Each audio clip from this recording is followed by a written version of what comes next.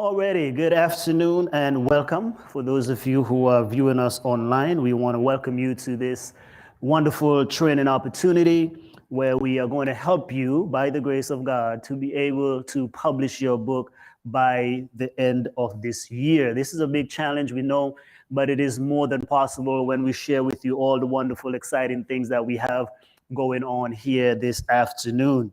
So I know that some of you may be wondering, hey, is this really live? Yes, it is. If you're online, you should, just check down below and you will see actually that we are on live here. However, it is something that is going to challenge you and is going to be able to help you to realize that all things are possible. But we're going to share with you multiple ways in which you can get your thing out there and make a difference to the world.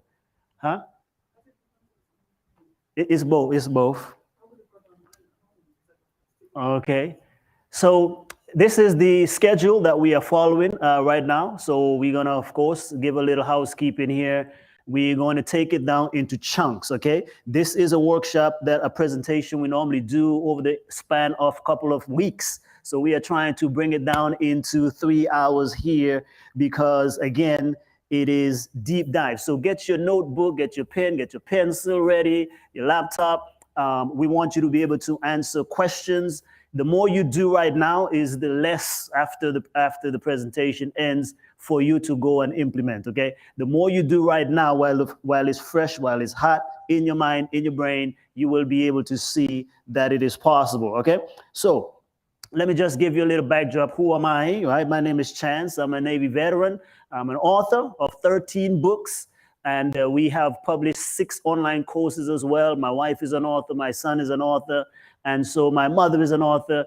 We all are able to put books out there because we've learned some shortcuts. That's what we want to share with you on today. Because of my books, we've been able to do a lot of things which your book will be able to help you to do. That's one of the powerful things that people don't realize. Your book opens many doors. Your book is a ticket. Because of my book, we get into doors that we would not normally get into, even as a faith-based person. So we've spoken at NAP Medical Center, Genesis Lifestyle Center, Hacienda Healthcare, so many different places because of the book. So here is one of my books here, which we have quite a few. I'm going to show you some of them right here. We're going to be talking about these books here and how we got them out. So if you go on Amazon right now, look for my name, Ranjit Chance, you will see all of my books there. But not only have I written books, we've helped multiple people to get their books published. Now, don't think because I got 13, it all started like that, right? It took me 5 years. Okay, it took me 5 years to be able to get my first book out. 5 years. However, because of that, you will see now I've written a book in 1 hour, 1 day, 1 week, 1 month. Already? How is it possible? Well, we will get into all of that and we'll show you just how you can too. So here's one of my books here, Transition to Civilian Life. The first book I actually co-authored with someone. And so this is a book specifically for veterans, and you will see why we titled it the way we did also. Here's another one, Prayers That Move Heaven, which also was released when it was debuted, #1 on Amazon as a #1 best-selling book. But we will share with you how that came about. And notice the different genres as well. A children's book, and then we also have Monetize Your Skills, which this is the reason why I started doing more and more of these seminars, because of this particular book that people really, truly love. What we tell everybody, no matter who you are, no matter what age you are, every one of us can actually get a book out there and make a difference in the world. And here are just a few of the people that we have helped to be able to launch their books. So I'm going to play a short testimony, a few testimonials, and then we're going to delve deep into it. We want you to start off with some of these testimonials so you can see what's possible, but I also want to make sure that we are paying attention. So if right now you need to use a bathroom, get all your pen and pencil still, or your note-taking devices, I want to make sure that you are doing that. So make sure you get comfy, even if you're at home, in your office, wherever you are. We want to make sure that you are ready for this deep dive tactical training, okay? Already. So let's hear from Karen Malloy, who was one of my best students. When I first shared this when we were living in Huntsville, Alabama, Karen Malloy came to a workshop just like this one, and she went out and she actually published her book in 3 weeks. She was the first student that actually even beat my own record. And of course, I had to go back out and do even more homework and come back and publish a book sooner than 3 weeks. So let's hear from Karen Malloy and her experience. Hi, my name is Karen Malloy, and I am a certified professional life coach and owner of MB Success Strategies.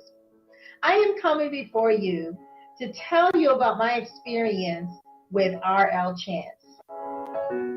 I had the pleasure of attending his workshop on how to write a book.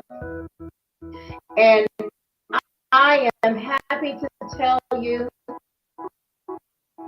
that my experience was phenomenal. Hey, what's up, guys? My name is Taurus Montgomery, and I am the best-selling author of Set on Fire. That's my book. My first book is called Set on Fire, How Life's Devastations Can Lead You to Your Destiny.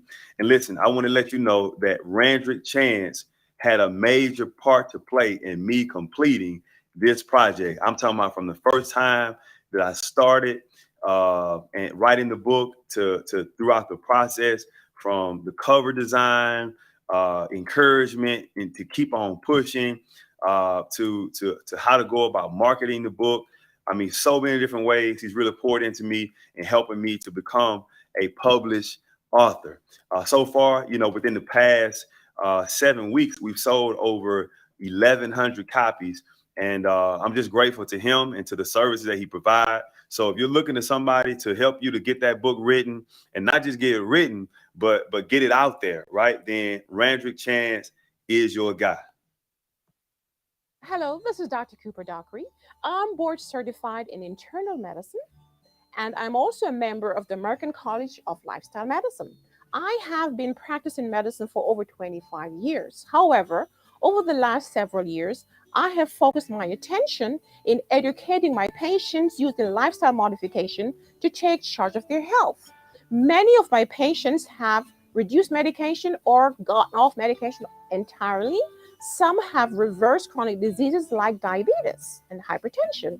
It has then become my dream to put my message into a book so more people would have the opportunity that will enable them to get healthy for life. So on November 16 last year, I watched a promotional video by RL Chance, the founder of Strategic Secret. I took his course. I took another course where he indicated that you can write a book in a week, in 2 weeks, in 7 weeks, and so forth. So I took him on the challenge, and I got busy working. And in 6 days, I called him. I said, "Hey, I have the book." Then he asked, "Has the manuscript been edited?" I replied, "No." He then said, "You really have a book when the manuscript is edited." He guided me through the editorial and the publishing processes. And within 2 weeks, my book was ready. The best part of my story is that within 6 weeks of my initial encounter with R.L. Chance, my book was written, published, and became the #1 bestseller. Strategic Secrets gave me the tool and valuable strategies that I needed to accomplish my dream. So I want to give a shout out to this magical team. And if you have a message that you'd like to share, please call R.L. Chance and his team, and they will assist you in turning your dream into a reality.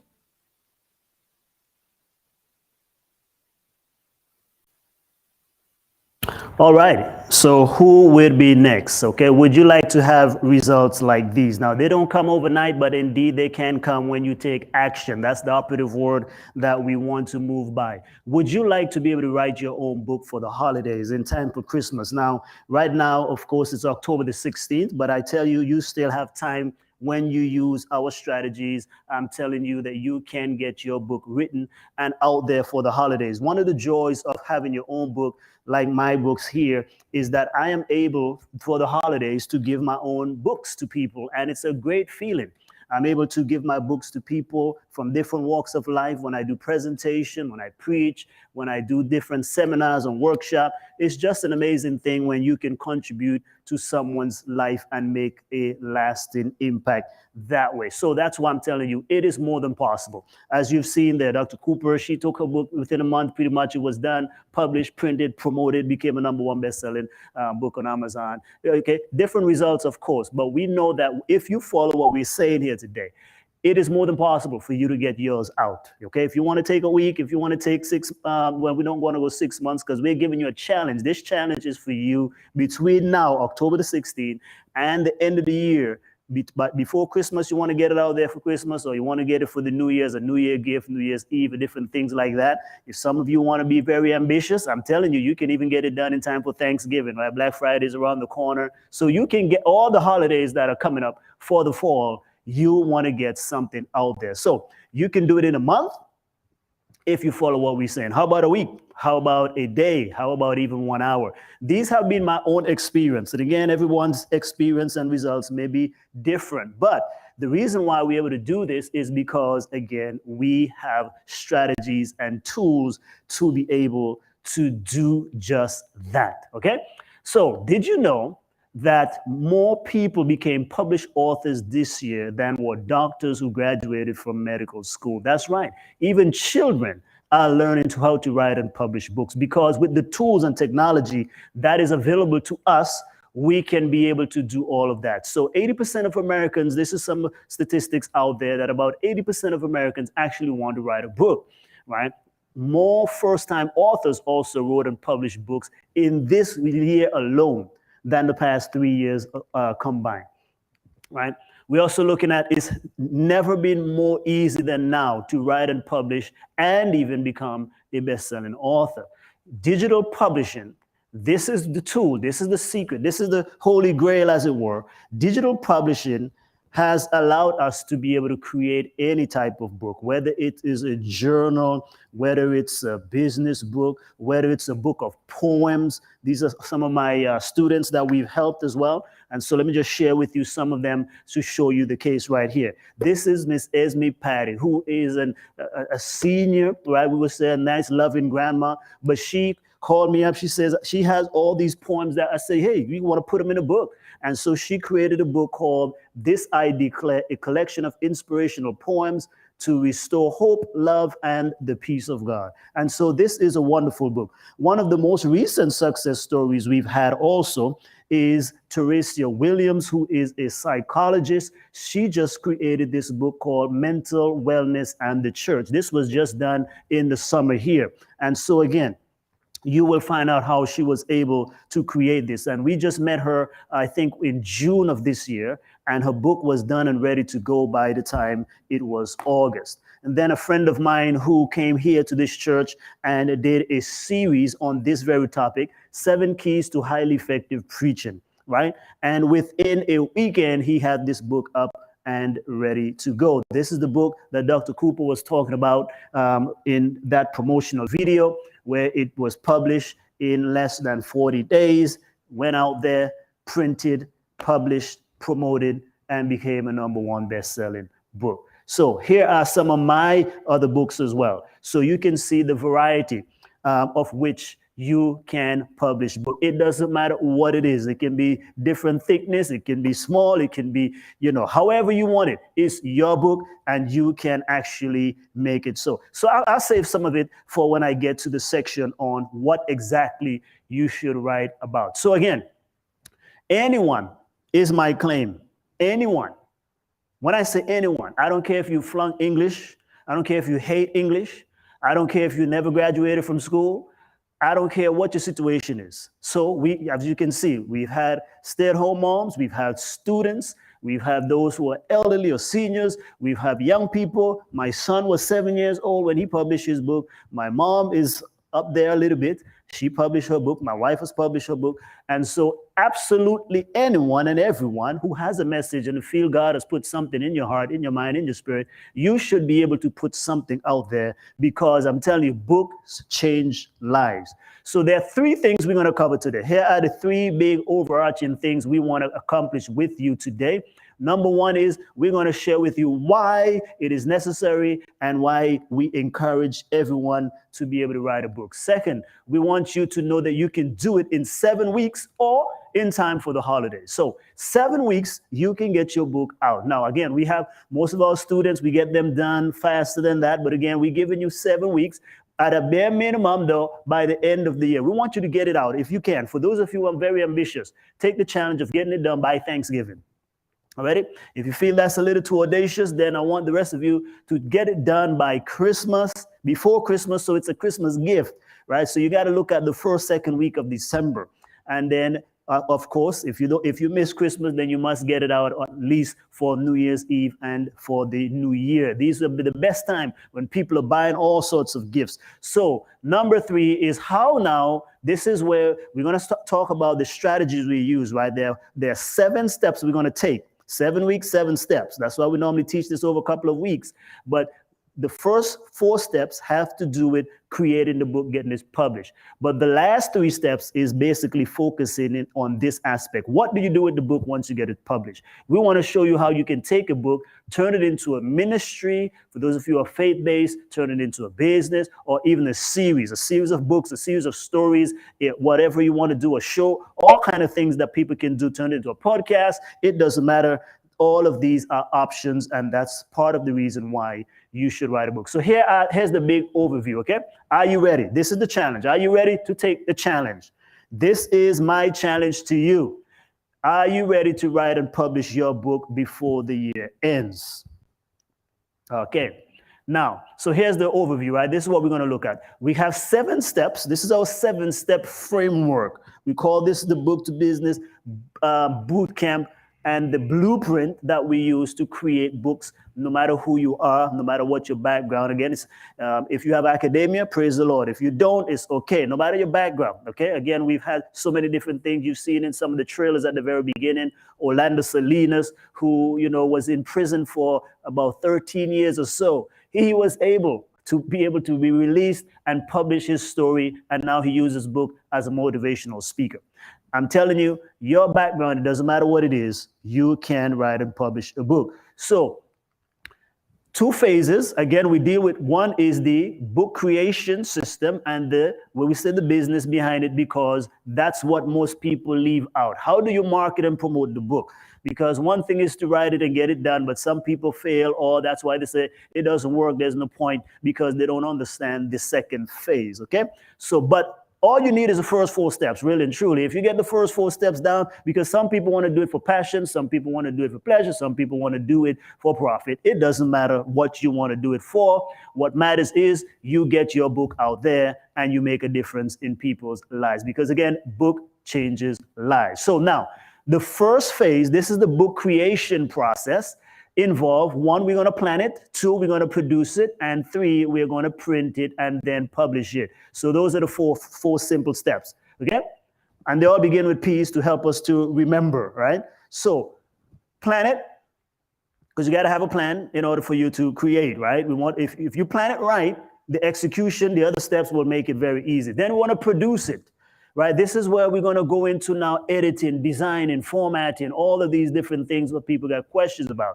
Then we want to print it. Well, if you're producing an all digital one, you can even skip step number 3. But if you're doing you want a physical, tangible one, then you will know that you probably don't want to skip this step on printing, because many times we find errors in books, even after you've done your due diligence and even paid editors and the best of eyes to look at it, things can be out of sync. So you still want to print it to proof it, etc. And not only that, but sometimes not only do you want the distributors to print and promote your book, but you might be able to have some quick prints done for yourself for speaking engagement, presentation, seminars, workshops, that type of a thing. And then publishing. Publishing is the simplest of these 4 steps, okay? Publishing I know that today we feel that that's the hard stuff, but I'm telling you from experience, that is actually the easiest of the 4 steps. Then now we're going to go into gears a little bit. But again, here's the thing.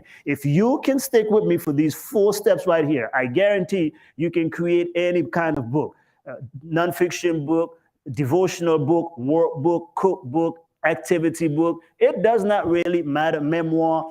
All of these things you can create. All you need to do is follow the steps. Okay, follow the steps. And because I've done it for myself, okay, I've done it for myself a minimum of 13 times, and I've helped countless other people to do the same from all walks of life, okay, including kids, including teenagers, including folks who are not even yet in college, okay, including professionals who have degrees, psychologists, doctors, etc., all walks of life. People have to just simply follow the steps. Forget all about the issues and the other hard things that people tell you. You don't have to do it hard, okay? You don't have to do it hard. As a matter of fact, I learned this in the Navy. They say, if you're doing it hard, you're probably doing it wrong, okay? So they say, keep it simple. Already, they use another word there, kiss it. Keep it simple. But we're going to say saints, okay? Keep it simple, saints, okay? Now, the next step, the next 3 steps now, because there's 7 steps. All you need is the first 4 to be able to publish and get your book out there. But if you want the book to do a lot more, to reach the world, to change multitudes of lives, etc., and to be able to use it for other things like creating a ministry, creating a business, or something like that, then you're going to need these steps. This is where most authors actually fail, because there are several phases that you can think about this journey as. 1, you can become a writer. Then you can become a published author.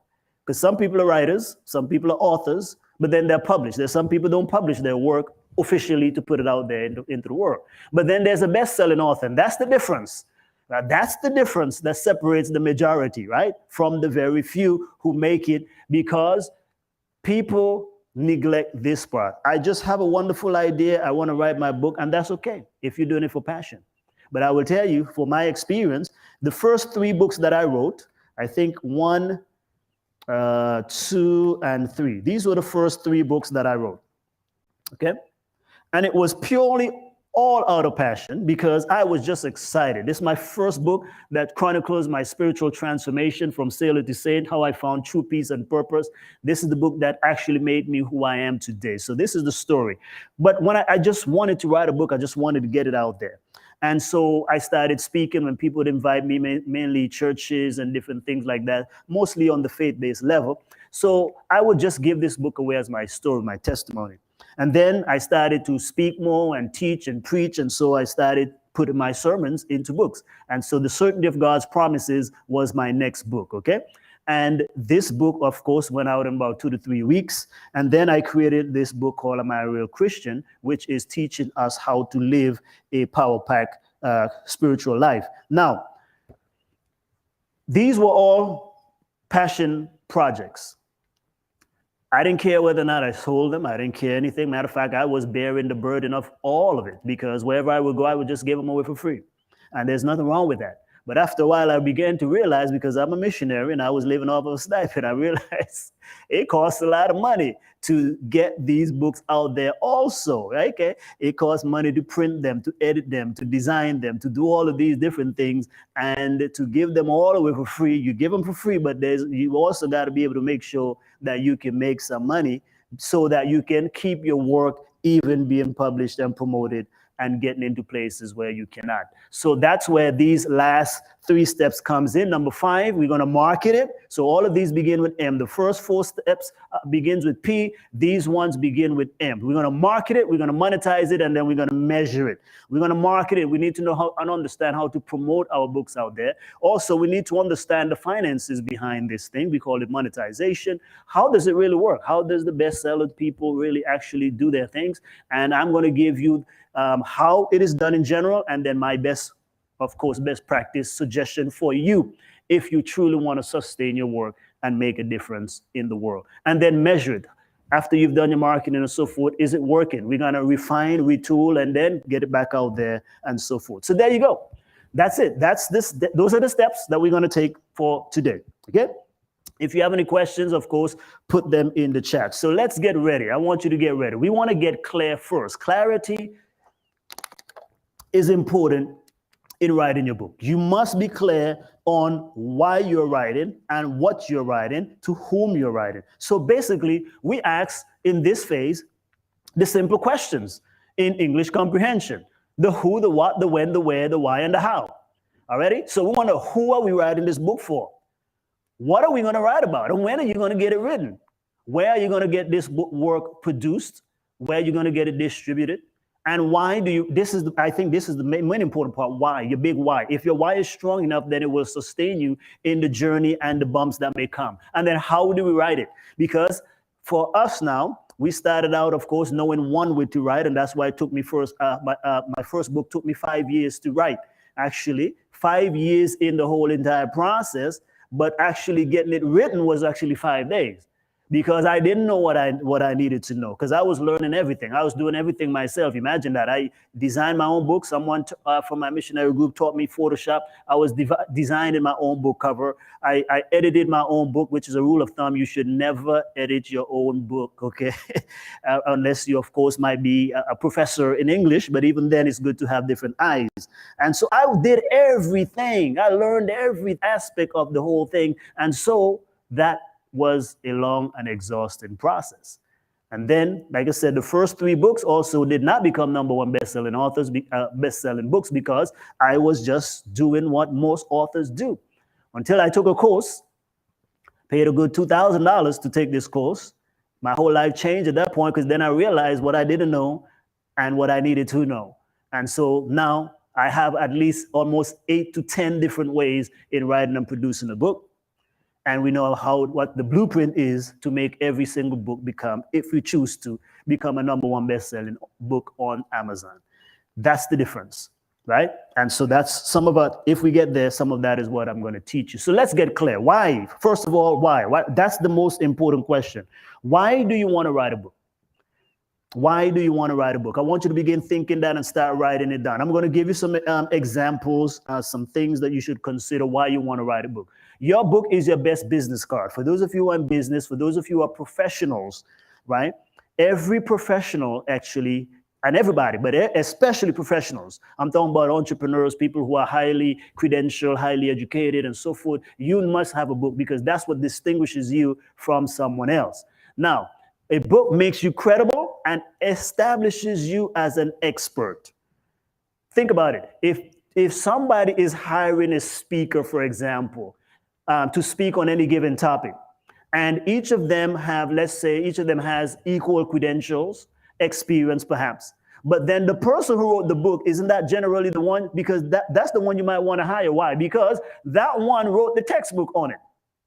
Right? If they wrote the textbook on it, they are automatically seen as an expert.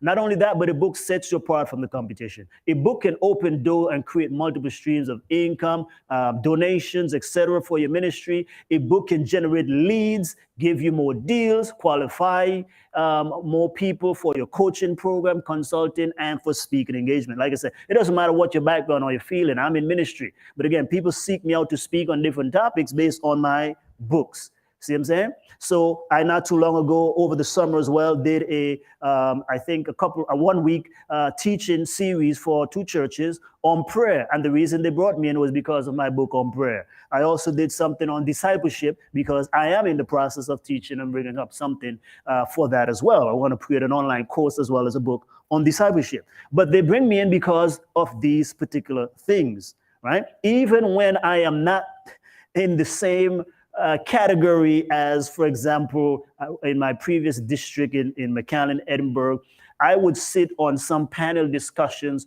for health-related topics, not because I am anything in health. I'm a pastor, right? And I do have background in different things, but I am not a medical expert by any stretch of the imagination. But why do they bring me in? Because I work with people in that field, and I've written books, and sometimes I create podcasts on health-related things. So even that itself gives me an opportunity to sit at the table with the big boys and the big girls, so to speak. All righty? So not only that, but you also have a unique story to tell. And that's why you should tell it, because no one can tell your story like you can. And that's one of the things I love about the shift that is taking place in society today. There are lots of bad things that are happening in society, but there are also some good things that are happening in society. And one is many people, groups, and individuals are choosing to tell their stories instead of having other people tell their stories for them. And I highly recommend, no one should define you. You ought to define your own self. Because if you define yourself, I mean, if you allow others to define you, they may not tell your story in the right way. And that's why you choose to write your own story. So I'm not leaving it up to historians even to tell my spiritual transformation story. I wrote it myself. Already?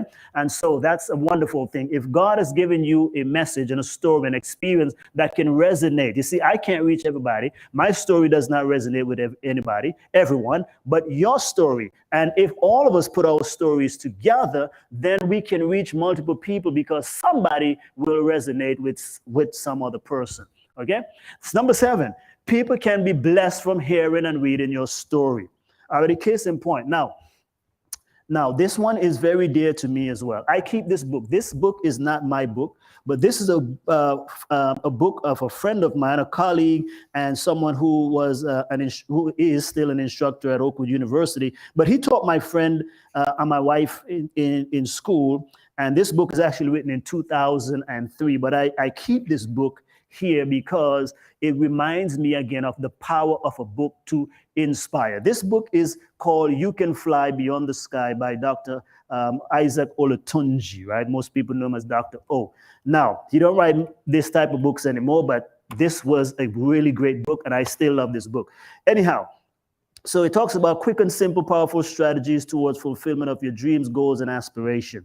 Now, we all have different situations and challenges in life, right? And for example, both my mom and my brother, they did not finish school as many people on the regular route, okay? And so I remember sending this book to my mother and my brother. They both read this book and got so inspired that they went back to school, and at least at a minimum, they started finishing. And I mean, they've both finished their GED. My brother went on now; he's doing well in his career, even makes more than I do on a salary basis. But this book inspired them to go back and do something that they had left undone, because it says you can reach your goals and dreams. And this book, I got it actually signed too by Dr. O. Now, that's another good thing, right? It's a really good feeling when you can sign a book for somebody, and those means well as well. So I will never throw this book away. I will keep it because it always reminds me of the power of telling your story and what you can do through a book by inspiring other people. So again, you might want to check this out, by the way. If you're in a slump and you need some motivation, this is a good book to read on there. Alrighty, so I want you to pick which of these 7 things are reasons for you to write a book. Let me give you a couple more. Number 8, you can teach people how to do something, right? These are some of the best books to do, by the way, when we get to what to write about. How to do something, how to lose weight, how to gain weight. Look at this one here. Get healthy for life, right? This one is teaching you the 9 secret pillars to live a healthy and longer, stronger, energetic life. This is how to live a healthy life.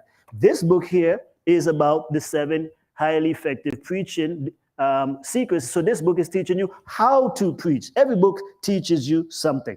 This one here, Monetize the Skills, is teaching you how anybody can take the education, expertise, or experience and create a product, a program, or a service and use it for a ministry or a business.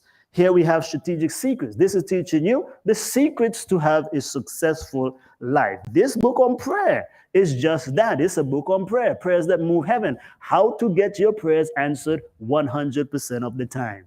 Already? How to do something. So whatever that something is, notice there are different books, there are different strokes to say for different folks. So what can you teach somebody else? Trust me, don't think you need credentials. If you have credentials, good, we use that too. We can use the education, but we also, if you have experience, you can use that. If you have expertise, you use that. And experience, all of our experiences are great. For example, as devastating as divorce is, I would not be the best person to write a book on divorce because I have not had the experience, okay? But if you had the experience, you will make a better writer for a book on divorce than I can, because you went through it and therefore you know and understand. So imagine how many people you can bless who are going through that or who needs to find a path forward. You can write a book on that, right? Someone who has gone through a terrible sickness and maybe you were healed or you had a transformative experience, you are the best person to write the book on that. Okay, you don't have to have the credentials. Your credentials is your experience. See, this is the world that we're living in today. People want experiences, not just simply rote knowledge and information. Information, they want transformation. And if you've gone through something, that's a transformational experience. And by the way, those generally make even the best type of books. Okay, so again, don't limit yourself. You can teach somebody something. Okay, I'm stressing that because some of you, that's your block. God has been calling you to write a book, but you don't want to write it because you feel you don't have anything to say. I'm telling you, you have something to say, no matter what your background is. Okay, you look at this, for example. This is a wonderful church here. We have someone in our church who designs all of these things. She can write a book on how to decorate a church, how to decorate your house, how to, like even simple things like that. Somebody wants to know how to do what you know, so you can teach them. Okay.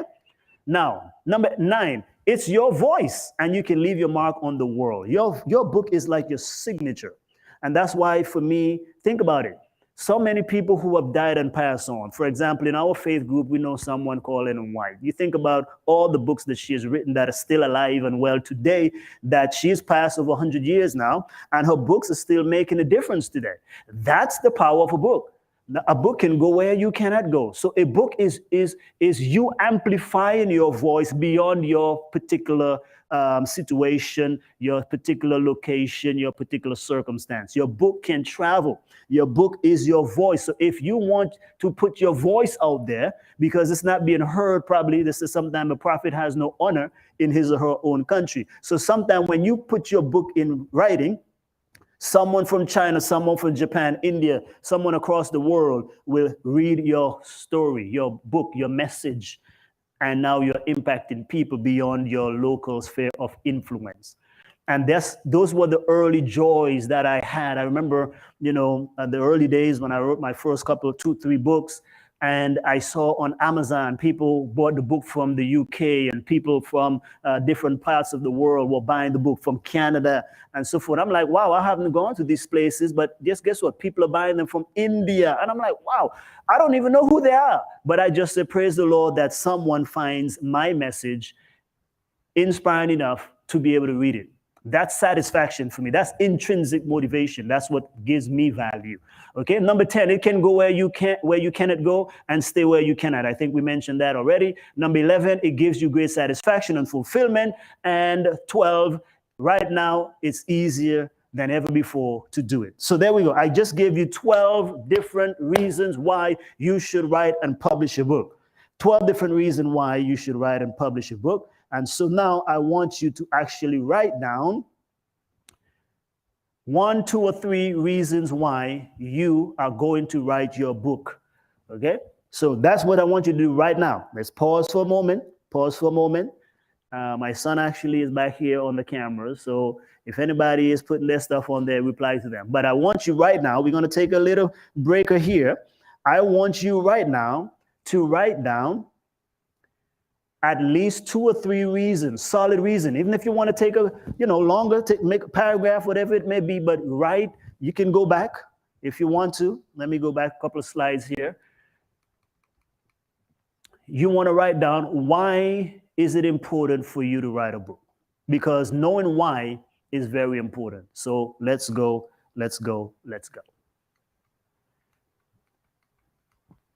All of these are reasons why. I'll give you a moment.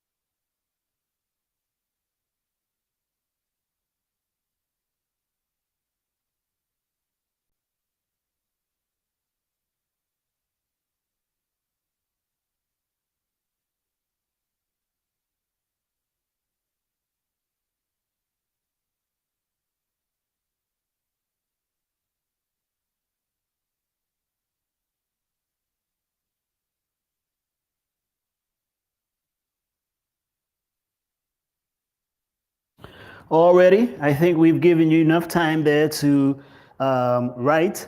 Now, remember, the more actions you take right now, easy it becomes for you to follow through after we finish, okay? Because what happens is sometimes people attend workshops and different things. They got all this information, they were excited and pumped at the event, but then when they leave, it falls off. So that's why we want you to actually take action. So right now, again, if you have not written why you want to write a book, even if it's one word, one sentence, a phrase, whatever it may be, however long you want to write it, we want you to actually do that, okay? You can polish it later on. So I want you to do that if you have not yet done so. So we're going to segue now. I want to show you some other examples of why you and I follow certain individuals and why we know them. And you will notice the commonality among these particular individuals. So here's another encouragement for you. Every serious professional, ministry leader, small business owner, entrepreneur, coach, consultant, marketer, teacher, and if you are a success-minded individual, you need to have a published book. I'm telling you, it will change your life and it may change the lives of other people, which is even more important. So I am telling you, this is not something you just want to sit down on. This is something you want to do for yourself. Make it a dream, make it a goal, make it something that you say, I am going to do by hook or by crook. Now, let's look at a few thought leaders and experts in the world. Dr. John C. Maxwell. Why do we know John Maxwell? I've never met the man, but I've met him in his books. I was introduced to leadership principles because John Maxwell took the time to chronicle all the things that he knew about leadership.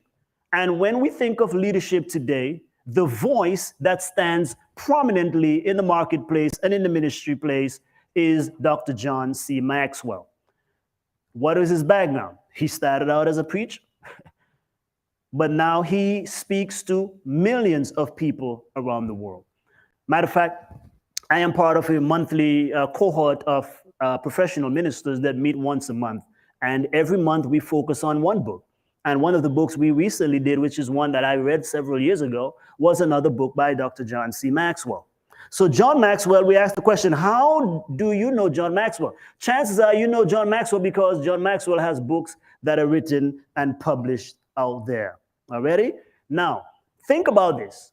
Even people who are already successful, you want to ask the question, why are they writing books? Now, here's Dr. Amy Myers. Amy Myers is a successful, accomplished physician, successful medical practice, but yet she still writes books and even online courses. So I asked the question, why would she do that? But think about it. How else can she impact her patients beyond the office? Well, this is one of the glorious ways that she does it.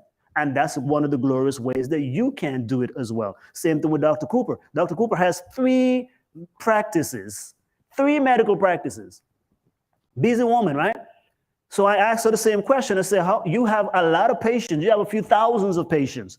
What else can you give to your patients and be a blessing to them before their next appointment? Well, let's create some books for them. And so not only has she created books for adults, this is one of her nice books right here, Get Healthy for Life. Here's another one, 14 Days to Amazing Health. Now, that's a good book, right? I don't want to take a whole month. 14 days, hey, I can do that. 14 Days to Amazing Health. And then here's one that we not too long finished as well. I think we did this about a year ago. My son has these books. Here's 2 other books that she created for kids. Charlie Goes to the Doctor. And another one, Get Healthy Kids series, workbooks, teaching kids health principles in colorful, wonderful ways. So if they don't go to the office, they can learn health principles from their physician. And not only that, think about this too. A physician who has patients, if Dr. Cooper were my doctor, I'd be happy to read my own doctor's. Wow, man, my physician wrote the book on this subject.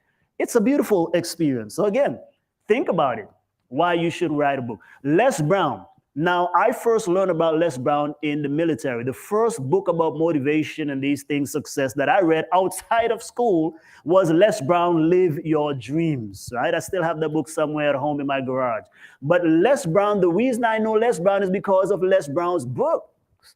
Now, I've been to his seminars and I've seen him, but I know that the way I got to experience him first was through his books, his motivation and inspiration that comes to and touches lives and help people to achieve things that they would normally not achieve. That's what we're saying. Your book can change people's lives and even your own self. Here's another professional. Dr. Susan Pierce Thompson. I had the privilege of interviewing her actually for my master's degree. And Dr. Susan Pierce Thompson is into the neuroscience space. She herself was struggling with losing weight. And she realized that it's not necessarily more information that people need. The problem is most people, the way they think about weight loss is what keeps them from losing weight.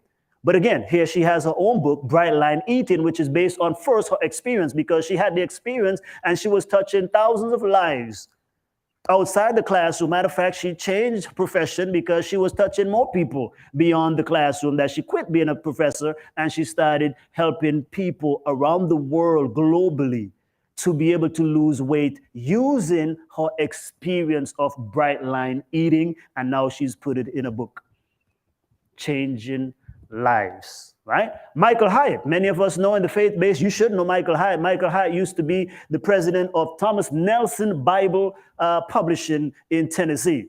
Well, Michael Hyatt has many books here, and notice they're not even in the faith-based space. They are teaching people how to build a platform, motivation, inspiration, moving forward, which is about productivity, etc., and focus. Amen. If you're a professional, that's the kind of book that you need as well. But notice again, you can be versatile. And that's another reason why I encourage you to write a book. There are many of us, especially who are professionals. You are multi-talented and multi-gifted, but your profession does not give credence to the other professional side of you or the other areas where you can thrive and you can make a difference. See? So we are many things. We're not just one thing, right? I'm not a pastor only, right? I'm a husband, I'm a father, and I'm so many more things beyond what the pulpit, but I cannot do all these things in the pulpit or in the church world. So I have to give, I have to give exposure to the other areas where God has given me a gift or a talent that the church may not have room for, but I can share them in other settings. And that's what I'm saying is people have invited me to speak to, the National Hispanic Professional Organization, NHPO, right? I told you, I've showed you the slides in the very beginning where we've spoken for different medical practices and so forth. Why? Those are not my necessarily career currently, but those are other areas that I have interest and I equally thrive. But if I don't give that expression to those areas, I am not going to be a good steward of the gift that God has given to me. So you want to remember, God gives some 1 talent, but some he give 5 and some he give 10 and more. So if God has given you multiple talents, then why not use the rest of those talents and don't leave them dormant because your career, your job, whatever you do limits you in your expression. So you want to express the fullness of who you are. And I'm telling you, publishing a book is just the beginning because the Bible says your gift shall make room for you and bring you before great people. And that's one of the experience I've had. The type of people that sometimes I get to speak to that I wouldn't get to speak to in my faith-based community is because these doors have been opened on the hinges of books. And because of that, I appreciate the blessing of God because I realize that not everybody is going to be touched in the walls of a sanctuary, but everybody can be touched in the sanctuaries of their own private homes or wherever they are through your books. And as we get to what you can do with them, that's why we also now move and pivot now into courses as well. Okay? So let me share with you one more person because the reason I'm showing you this, I'm showing you a broad spectrum of people and the different outcomes. So here we have again a preacher like myself, Dr. John Maxwell, who end up doing other things like that. We have a physician here, Dr. Amy Myers, Les Brown, who, by the way, did not even, doesn't have a college degree and didn't finish high school, anything like that. And yet he's able to publish so many books, more than some who have the greatest credentials. So it's not a comparison. It's just showing you, I want you to believe no matter who you are, no matter what your background, you can write a book. Gone are the days of the gatekeepers and the big publishing companies that prevents people from expressing themselves. We don't need that anymore. The walls are open and broken down. Okay, so now we have access, and that's what I believe God has done and is doing. And then we have again the academics. Here we have Dr. Susan Pierce Thompson for the academics, and then we have we have Michael Hyatt, who is more on the professional, general professional side. But then for even the lawyers, here goes my lawyer friends, Nick Nanton, right? Nick Nanton, again, I was introduced to Nick Nanton. He was a lawyer through books, right? And one of the book that he had is the first time I learned about him was Celebrity Branding, right? Which is using books to brand yourself. Interestingly. But here we have, again, all different works of life, all different kind of people are creating books.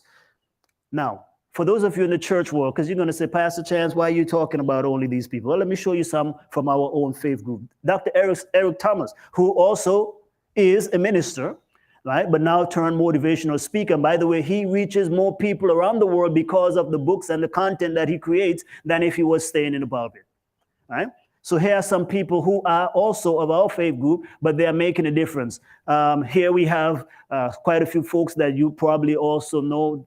Pastor Dave Westbrook, who has written a book here out of the cities. Then we have Ivor Myers, again, another minister, and also in ministry for himself, Power of the Lamb, but he has a ton load of books, right? And so we have quite a few people that are creating books on different topics, by the way. You see one here on even gardening. By the way, sometimes this is doing multiple six figures in just gardening. And then we also have academia / again in the pulpit, Wealth Without Guilt. Wonderful book, by the way, for those of you who have problems with finances. You probably want to read these two books here, Wealth Without Guilt and The Word on Money. But again, he even created an online course that goes with his material here. So both Dr. and Sister Roland Hill, both of them are doctors, and they have written books as well. So again, are you seeing the picture? I'm just trying to give you examples. Then we have Dr. Neil Nedley, who is a prominent Seventh-day Adventist physician. But again, you go on his website, ton load of books as well, okay? And why is he writing, and what is he writing about? He's writing about his sphere of influence. He's writing about things that he does in his practice. So again, I go back to the assignment. All of that to segue back is you must write now. If you have not, I give you a couple of seconds. Write, why do you want to write a book? When we come back, we're going to show you now, the other side of the coin now is how do you identify the reader, right? This is getting into helping you when it comes to the marketing side, because it's not just I want to write something. I got to think about the person that I'm writing to. So let's take a little minute here and go ahead and write down, why do you want to write a book?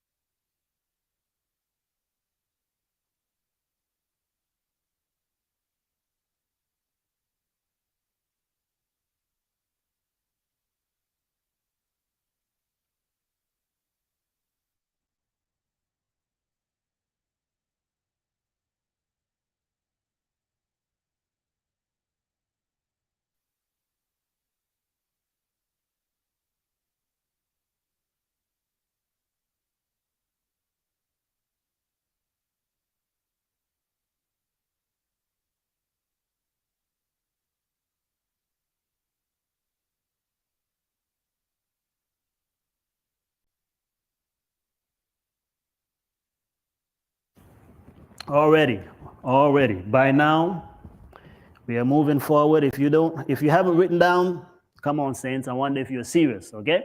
Now let's move on to another important aspect of writing a book. Before you write your book, you should answer the question as well: who is your ideal reader? Do you know your readers? Because remember, your book and my book is not for everybody, but it's for somebody. And if it's for somebody specific, then all the people who fit that description are the ideal customers for your book. So here are some of the ways you can identify who is your book for or who is your ideal reader. Number one is what causes them pain or stress. So when you're thinking about a book, you should say, is my reader in pain or stress at the moment? And what exactly is it that is causing them stress? I'm going to show you why this is important. Because again, remember, we're helping you to write a book fast, but also to write it for the best person. Okay?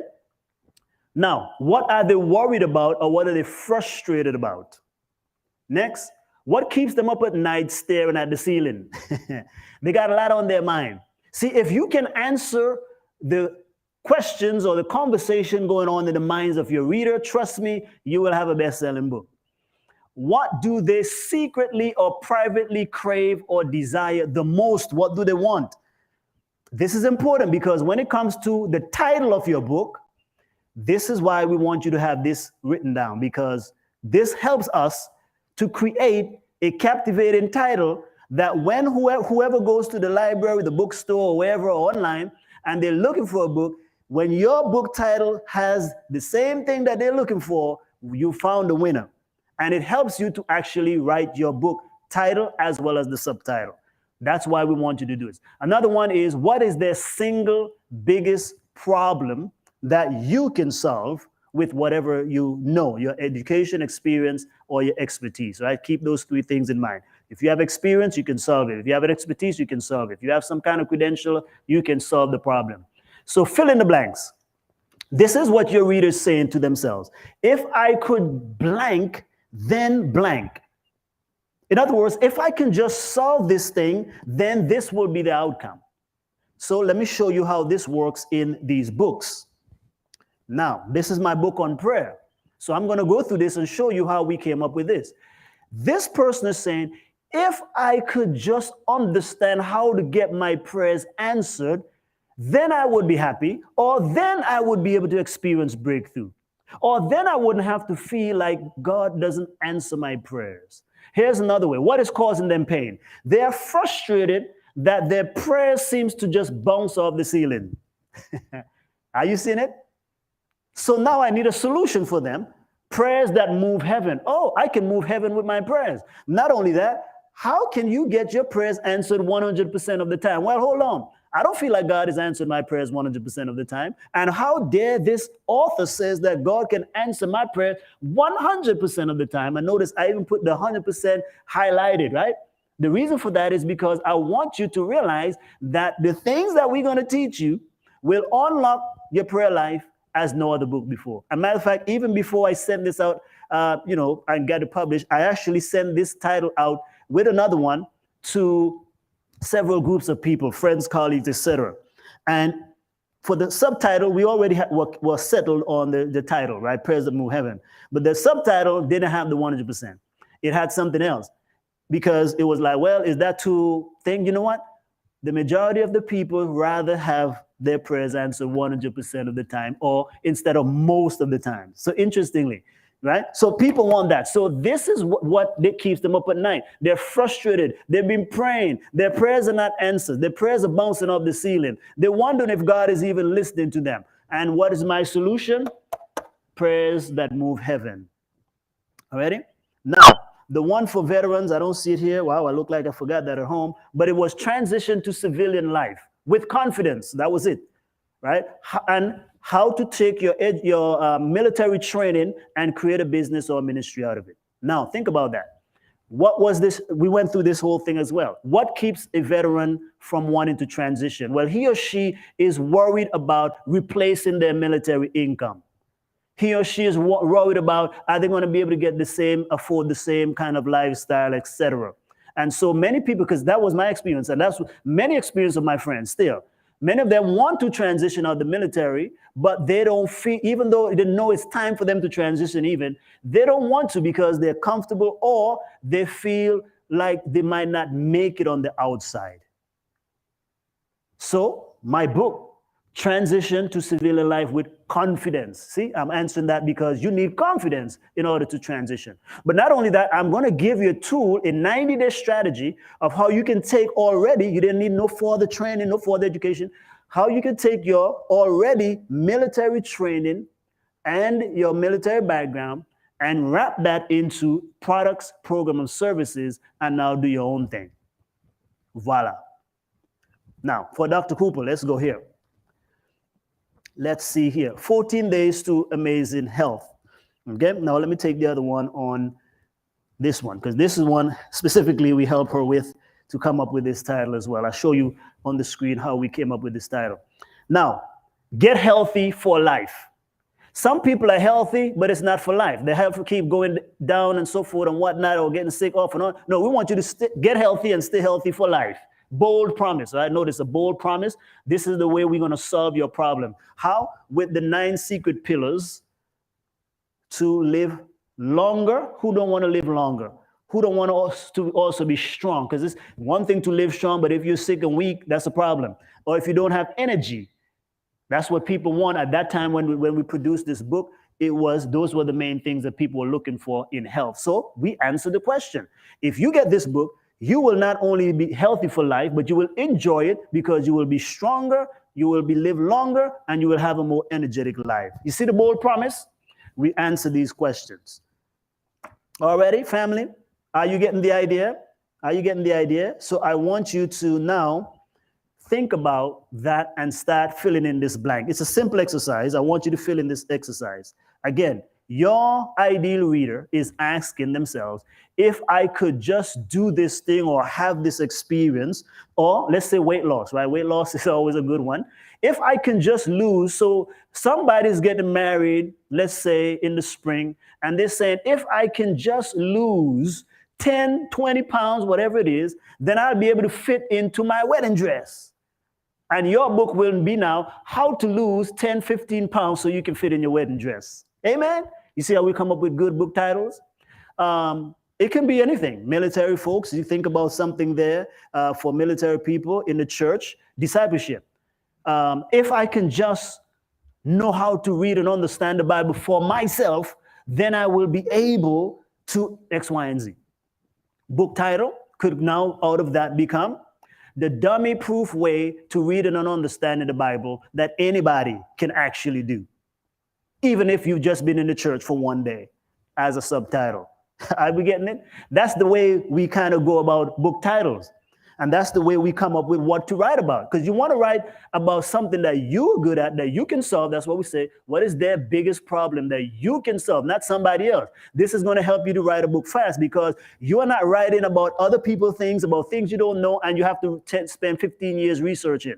You write about what you already know now, what you have education in right now, credentials in right now, what you have experience with right now, and what you have expertise in right now. So you don't need no more courses. You don't need another degree. You don't need anything else. Use what you've already given to you because God already gifted you. That's the powerful thing. What God has gifted and put in your heart that you can speak about, like I'm speaking right here extemporaneously pretty much for most of this stuff because it's in me. I don't have to try. I don't have to practice.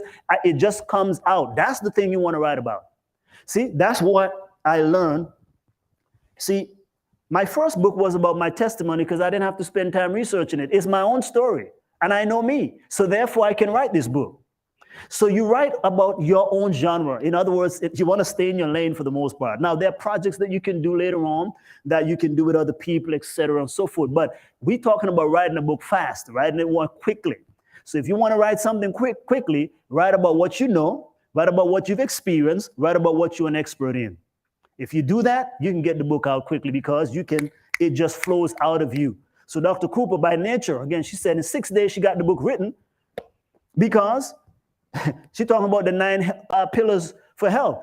That book, this is an acronym that she uses in her own practice. on how people can be healthy. That's why we went with it, Get Healthy, because it became a brand. And notice, for the kids series, it's the same thing. She take it and condense it for children. Get Healthy Kids series. Matter of fact, for the Charlie Goes to the Doctor book, it's a very interesting book, very nicely done.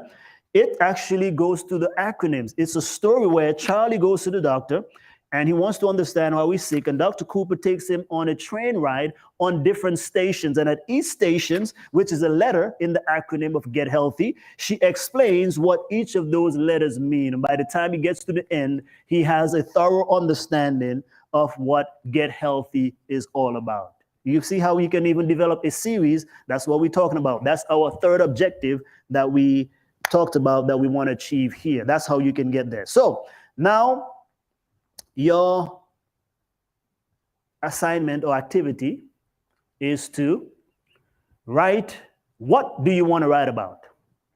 Okay, I want you to do that now.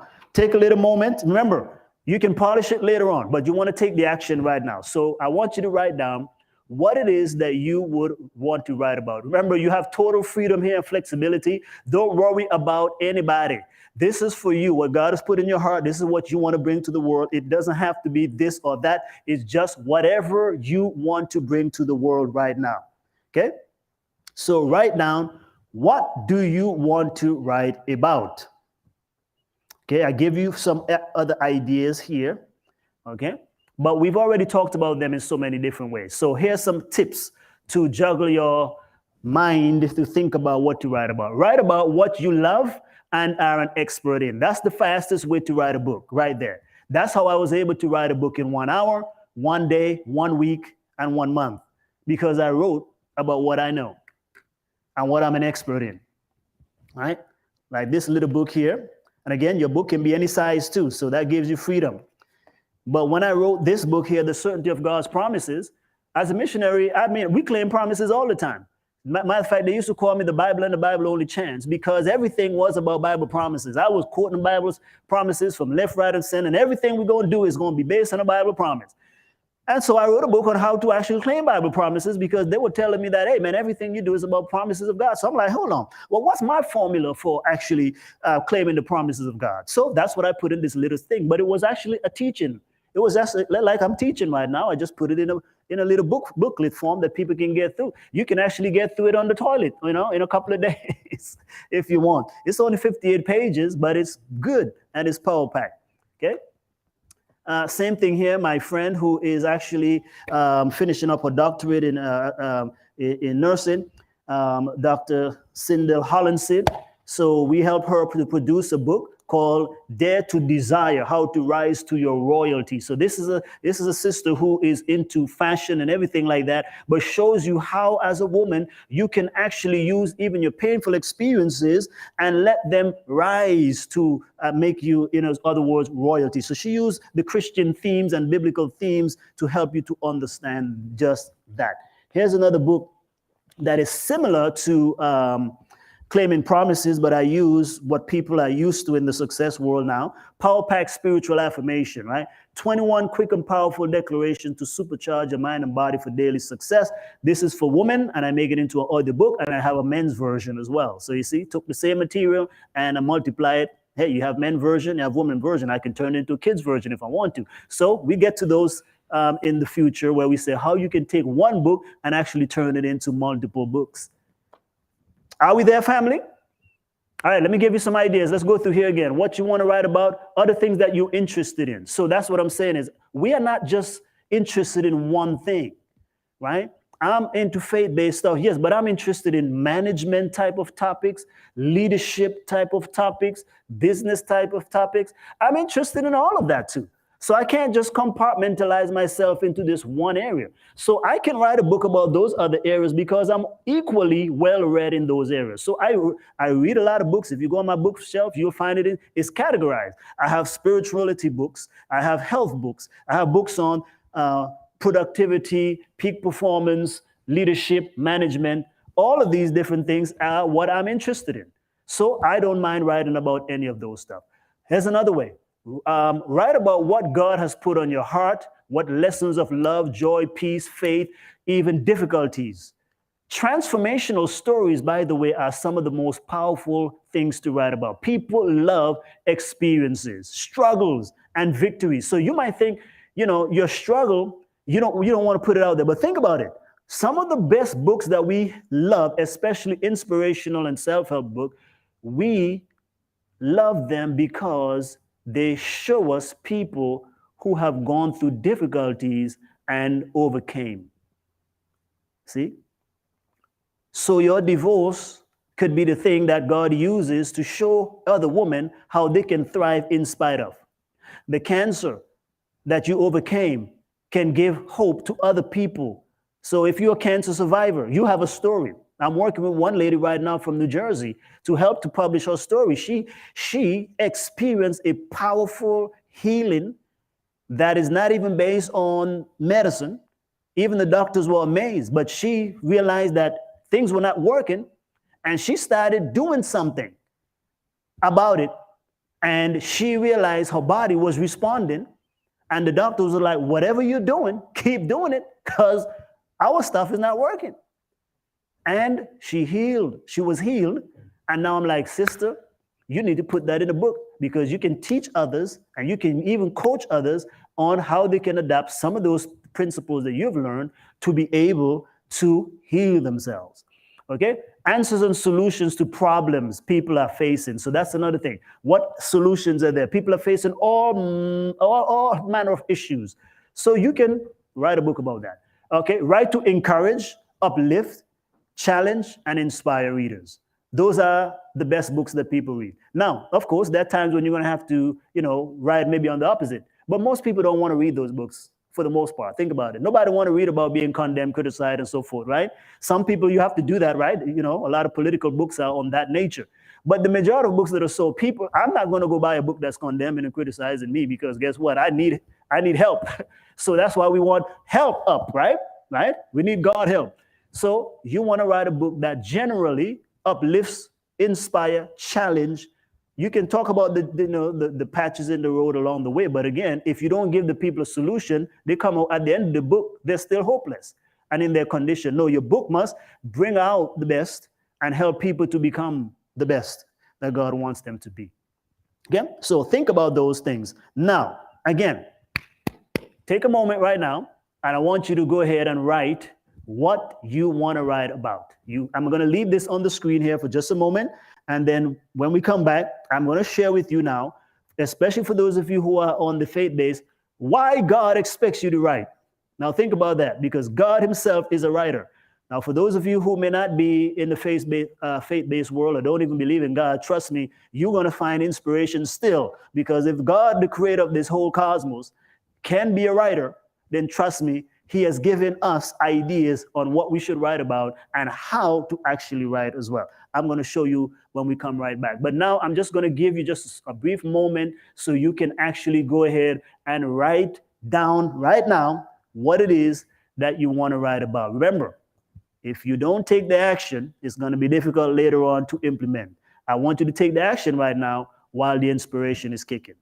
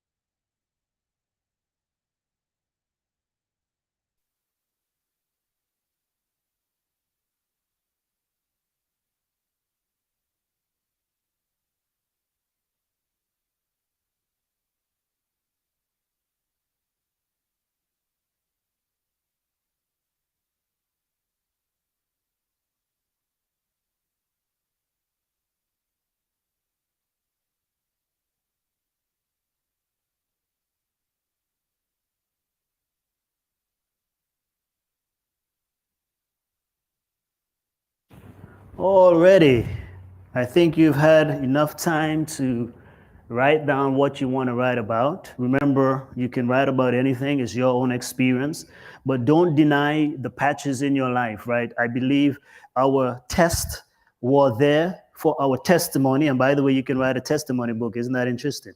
Right? Whatever you have pain. So here's the thing. God uses every area of our life to create good. So if you had pain, if you've gone through difficulties, if you've been through sickness, if you've been through a mental breakdown, emotional breakdown, financial setbacks, bankruptcy, all of those are things you can write about because you've come out of it and you've had an experience. But also, again, on the positive side, so you can write from pain, you can write from pleasure, you can write from passion and purpose. So if you, again, have been blessed and you're good at something, write from that angle because, again, that it will flow easy, it will flow natural, and it will be easier to write than if you're trying to write something that maybe you don't have the experience or the expertise in, right? So that's why I say stay in your lane because that's the thing that you want to be able to write about. Now, I know some of you here, some of you are in the faith-based space, some of you in the military, some of you are teachers and so forth. So I'm just going to give you again a couple of examples because I want to encourage you how many things can bring us together. Now, here's some books that I bought for my son. Even children's book, right? So it doesn't matter whatever you're good at. So here is Dr. Boyce Watkins have written several books, but here's how he's writing from his own expertise. So he has both the expertise, experience, and also the education, right? So he's a very brilliant man. He was actually the first African American in the United States to be able to earn a PhD in finance. He's a finance professor. And he has a series of books called The Black Millionaires of Tomorrow. And I bought them all, right? Because I want to teach my son these things. So this is for grades 1, 2, and 3. So here's has investing. So Dr. Boyce Watkins is writing from what? His expertise and experience. But he's also broken it down to simplify it for children of different ages. So he has all the grades up to, I think, high school, right? So, and then he has activity book or workbooks to go along with it. Isn't that amazing? So he's right. So that's from the academic side. So he's showing again how you can take stuff and help people to do things. Here's another one from Dave Ramsey, right? Many people know Dave Ramsey, but again, he has some kids books as well. And I bought the whole kit, but there's one here, which is an activity book, Junior's activity book, right? Which goes along with the series of books, right? So activity books, notice again, these things are flying off the shelf as well. So again, you have options. You can write a book, a nonfiction book. You can write a memoir, biography. You can write a journal, right? So we got all of that here. This is a journal. I have 2 journals out there. I need probably before the year is out, that's probably the challenge I'm going to take is to write another one because I need to create a prayer journal and I need to create a book about dreams, right? I've been teaching on dreams and many people in my faith group has not written anything about dreams. So I want to create a dream journal. So here we have the vision journal, right? Which is chronicle your goals, dreams, visions, and revelation, inspiration, and answers and ideas, right? Kind of a long thing there, but the idea is it came from Habakkuk chapter 2, which we all know. So again, you know, I buy a whole lot of journals. I got at least 20 something journals at home. And so I said, why not create my own? So now I can buy my own journal, right? So cookbooks. My mom has a cookbook. My wife has a cookbook. And I created this one here, which actually for the first time collaborated and have someone else create this one, right? This is called Plant-Based Cookbook, incredibly delicious recipes anyone can make, okay? Very nice and simple recipes. My wife's book is called Vegan Boricua Cookbook, which is using from where she was born and raised in Puerto Rico, vegan Boricua, right? So that's something they can relate to. But again, my mom's book is about Caribbean recipes. She's born and raised in the Caribbean, so she took some recipes from there and put them in a book. So again, many of you can cook as well. You can create a cookbook. And I will tell you, don't think my book is not going to sell, because I'm telling you, there's somebody out there that's going to buy your book. And I want to give you a little secret. Now, when we get to the part on how to monetize the books, I use my books in a different way than most people do. I don't use them in the conventional way. I'm not worried about selling a ton of the books because I use the books in the opposite way, which is the best, bigger way and the better way to get big bucks. But I would have you to know that of all the books that I've written, my wife's cookbooks outsells all of my books combined. On Amazon, that is. On Amazon, okay? On Amazon. Using my strategy, though, it doesn't compare. But I'm talking about for each book individually. Her books outsells them all. Now, among my books, interestingly, the one that sells the most is the littlest one. The certainty of God's promises. So that's what I'm saying. Don't think people will buy what they want. I'm just saying that no matter what you do, somebody's going to buy it. Okay. So Teresia Williams, again, she's a psychologist. She wrote on mental health and for the church. I'm trying to bring her next year to speak to my own church. But subtitle, Examining Patterns of Behavior While Building Self-Healing Communities. Okay, we have a poem right here, book of poems. There's another young man who's actually was finishing up high school that we just helped. I think was this last year. When was this? This was 2021, last year. John David Thompson. He's a pastor's son, but he's very poetic as well. And and again, a friend of mine encouraged him to put his ideas out there and his poems out there. And so he created a book, Contemplations for the Soul, Exploring the Deep and Philosophical Realms of Life. So this is a book of poems, nice size, not too difficult to read. He has about 117 poems in here. Very well. My friend again here, Sister Esme Patty, has written a book here on poems. And so we have all different types. During the pandemic, I wrote this book right here, Pandemic Survival Secrets, on how to thrive during the midst of a pandemic. Here's another good friend of mine as well, Pastor Gamal T. Alexander, who's written a 21-day devotional. Again, devotionals are very easy to write as well. All you need is 21 days, okay? 21 days. And so very simple book, easy to get through, not a lot of pages, but it's a devotional, and I like it because it's about faith, right? So it's a faith 2.1. There we have it, friends. So let's move on right now. Let's move on. I think you've gotten a whole lot of ideas. So you have books for kids you can write. I have not yet done a full-scale children's book, but I'm working on that to be able to put one out, several out there. I have one child's books, which is, the story of my son there. That's the one book, that first book I did actually in one day. I did that book in a day. But that's on him. That's not necessarily, in the child's version per se. I use real pictures and all of that stuff. So I need to create one that's like kids' drawings and all of that type of good stuff. Here's another good one, by the way. I love this one. This one is based on Dr. Miles Monroe's teaching on King's Kids, right? Teaching the kingdom agenda in a kids-friendly way. So very nice, simple book. So you see, we all buy books.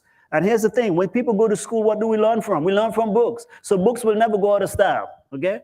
Books will never go, because books contains knowledge. Libraries, everywhere, even online, they're putting everything, even that, those are writings too. Think about it. Even though they're there, somebody got to write them and put them there, okay? So let's move on. I want to now share with you God's view of books and what we can learn from the Bible in writing books, right? Because are you aware that God wrote the best-selling book of all time? People deride the Bible, but the Bible is still the best-selling book year after year after year after year for a very, very long time. There's no book that outsells the Bible year in and year out. So I believe that God himself has given us snippets on what to write and how to even write. So let's look at it. God wrote the law, the Torah. So what can we learn from that? You should write, that's where how-to books come, because God is telling us how to live. So what's the Torah? What are these? He wrote the Torah, he wrote testimonies, right? So it's a book of life. It's a book of living. This is instructions. So that's why we write books about how to, and we have recipe books that teaches how to do something. So you can write a book about instructions. Then also in Habakkuk chapter 2, we find this again, what I just quoted from my journal here, right? The vision makes it plain. You look on the prophets in the Bible, they wrote their visions. They wrote what they saw in dreams as well as being awake. And many of some of my faith-based persuasion, guess what? We have a prophet that have written a ton load of books based on visions. So God has given to you some vision. It doesn't have to be that you saw something in a dream necessarily, but you have a vision for life, a vision for people, a vision for health, a vision for healing, a vision for the classroom, a vision for the church, whatever, a vision for your family, a vision for relationships. All of that is what we can get examples of what we write about, or we can write a manual. Then we have Exodus chapter 17, verse 14, that talks about the memorial. And Joshua, when they went over the Jordan, he says, pick up 12 stone and make what we call an Ebenezer, or a place of remembrance, or when the people see these things, they'll remember. So you write what? A memorial. So you can write a memoir, you can write a biography, or that's why we write what? Journals, because we can chronicle things in there to capture our experiences as memories.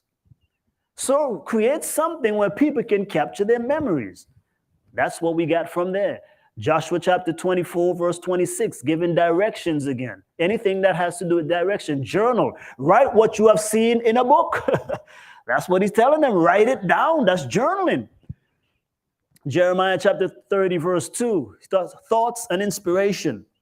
Right? There's a lot of books, inspirational movies, inspirational this, inspirational that. People love inspiration.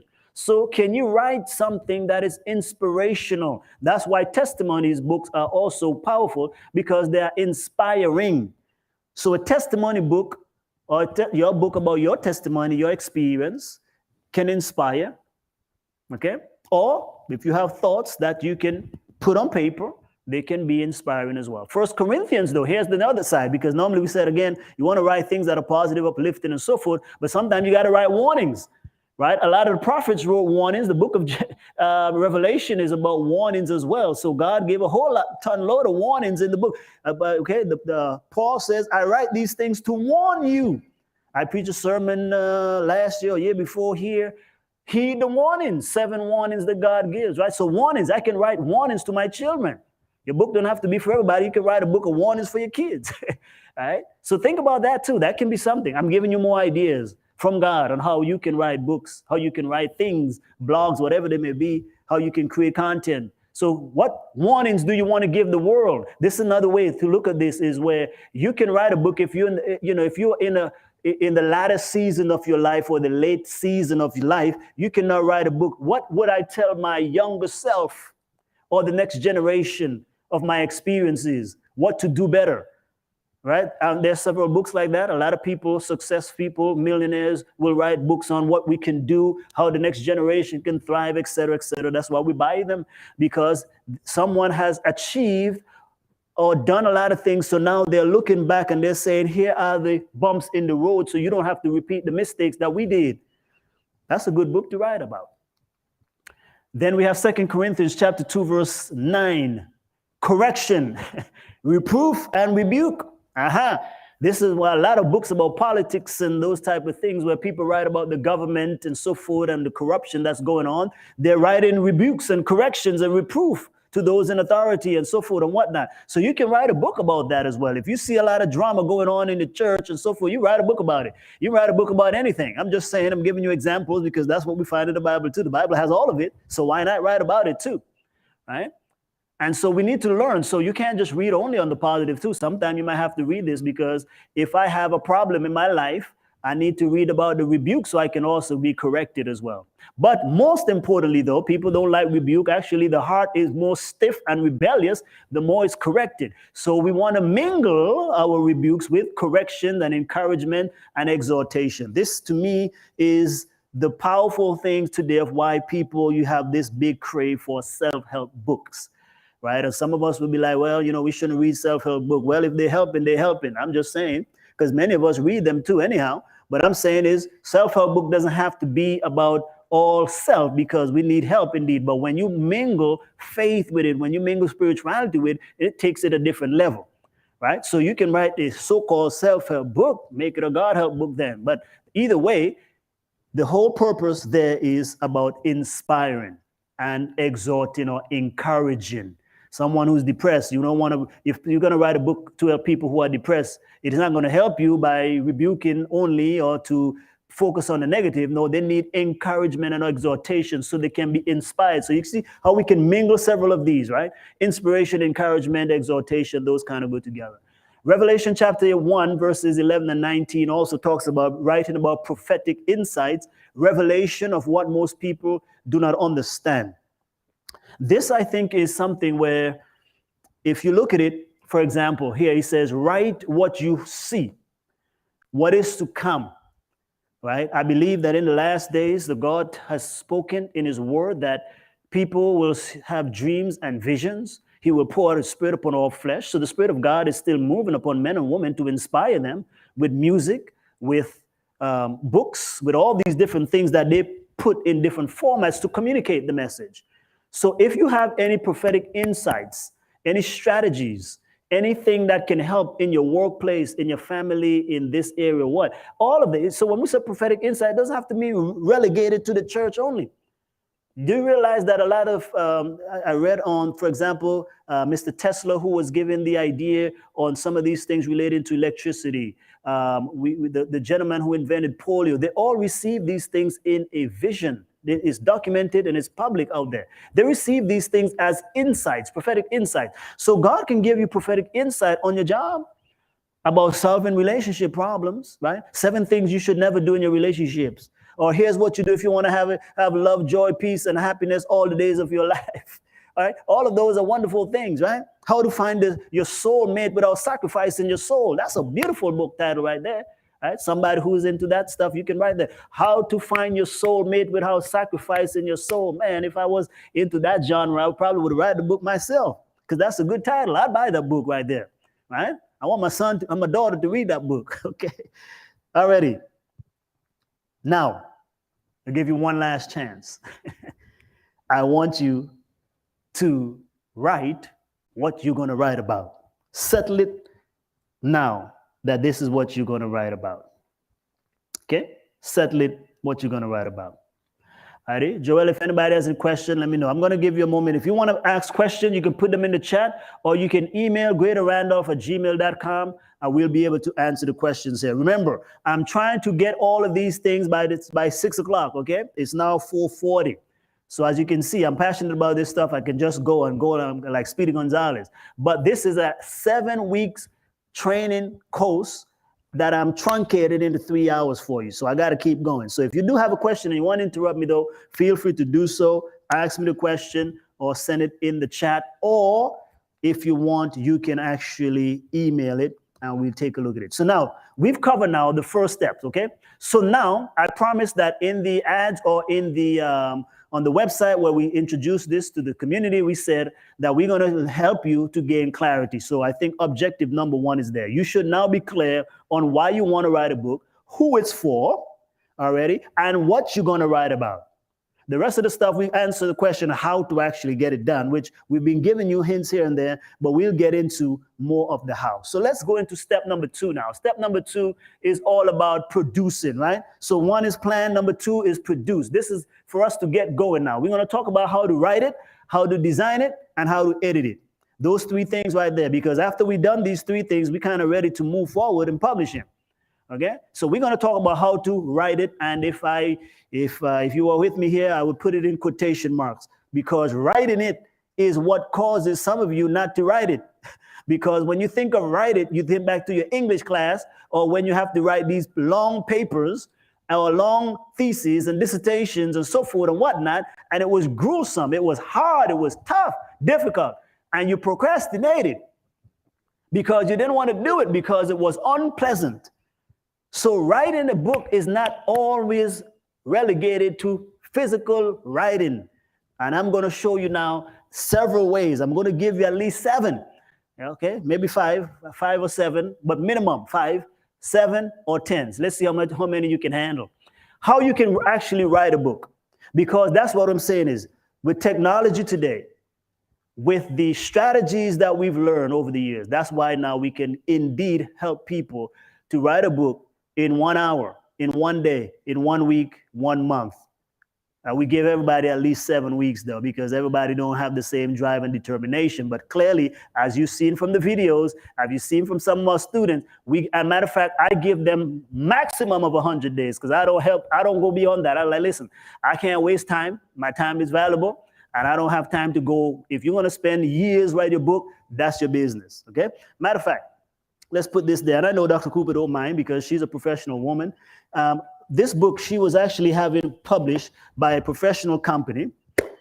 They was going to create the book in 18 months. And that's how she started using my stuff. I said, Doc, why are you going to take 18 months to create a book? We've already created books. So many people we've helped written books.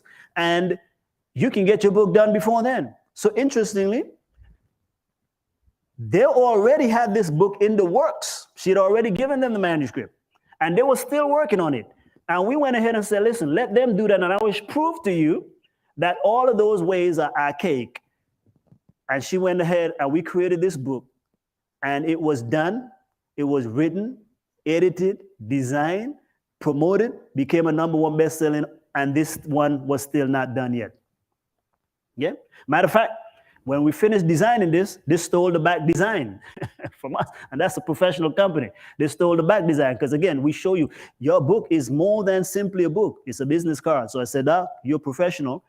When people pick up your book, even if they don't read it, it's a big business card in their pocket. So therefore, you need to design it like a business card because if they don't do anything and they can look on the back and see your website, see your practices, they might be willing to come to your practice. So now it's a marketing expense and therefore you can write it off on your taxes. Alrighty, we jump in the gun. But let's talk about writing now. Okay, so the 3 things we want to cover in this next segment here, we're going to talk about how to write your book quickly, how to get it designed, and how to get it edited. So here is the anatomy of a best-selling book title. Why are we talking about title? Because if you don't title your book correctly, no one's going to read it or it will be hard to find. We've already spread a little bit of that all throughout the presentation so far, but let me kind of give you some of these ways. So your title should be short, concise, and clear.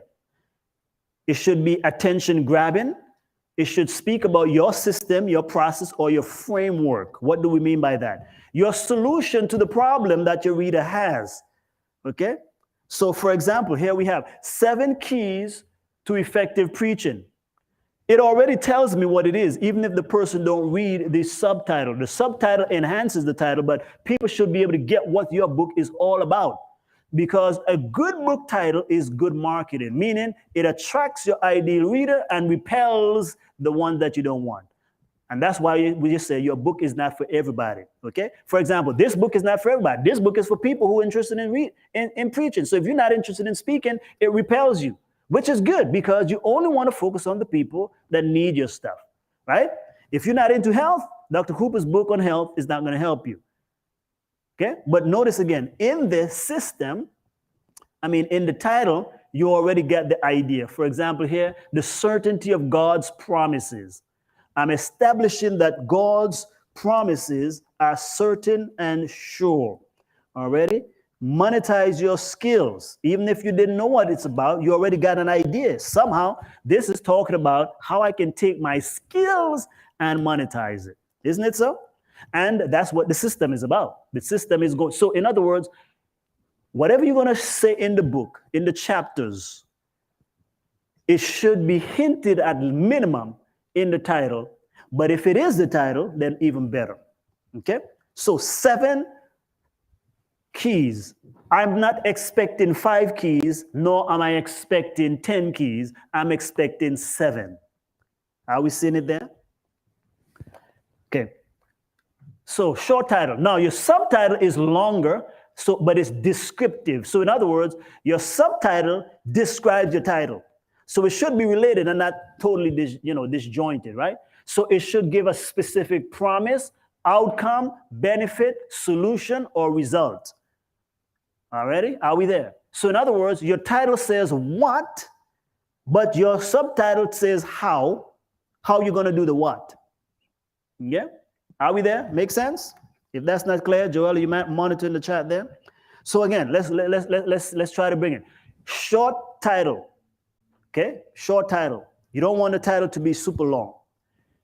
The subtitle is where you can make it a bit longer, but the subtitle now, if you didn't capture everything in the title, the subtitle enhances or says what the book is about. So look at this subtitle here now. The title again, 7 Keys to Highly Effective Preaching, very concise.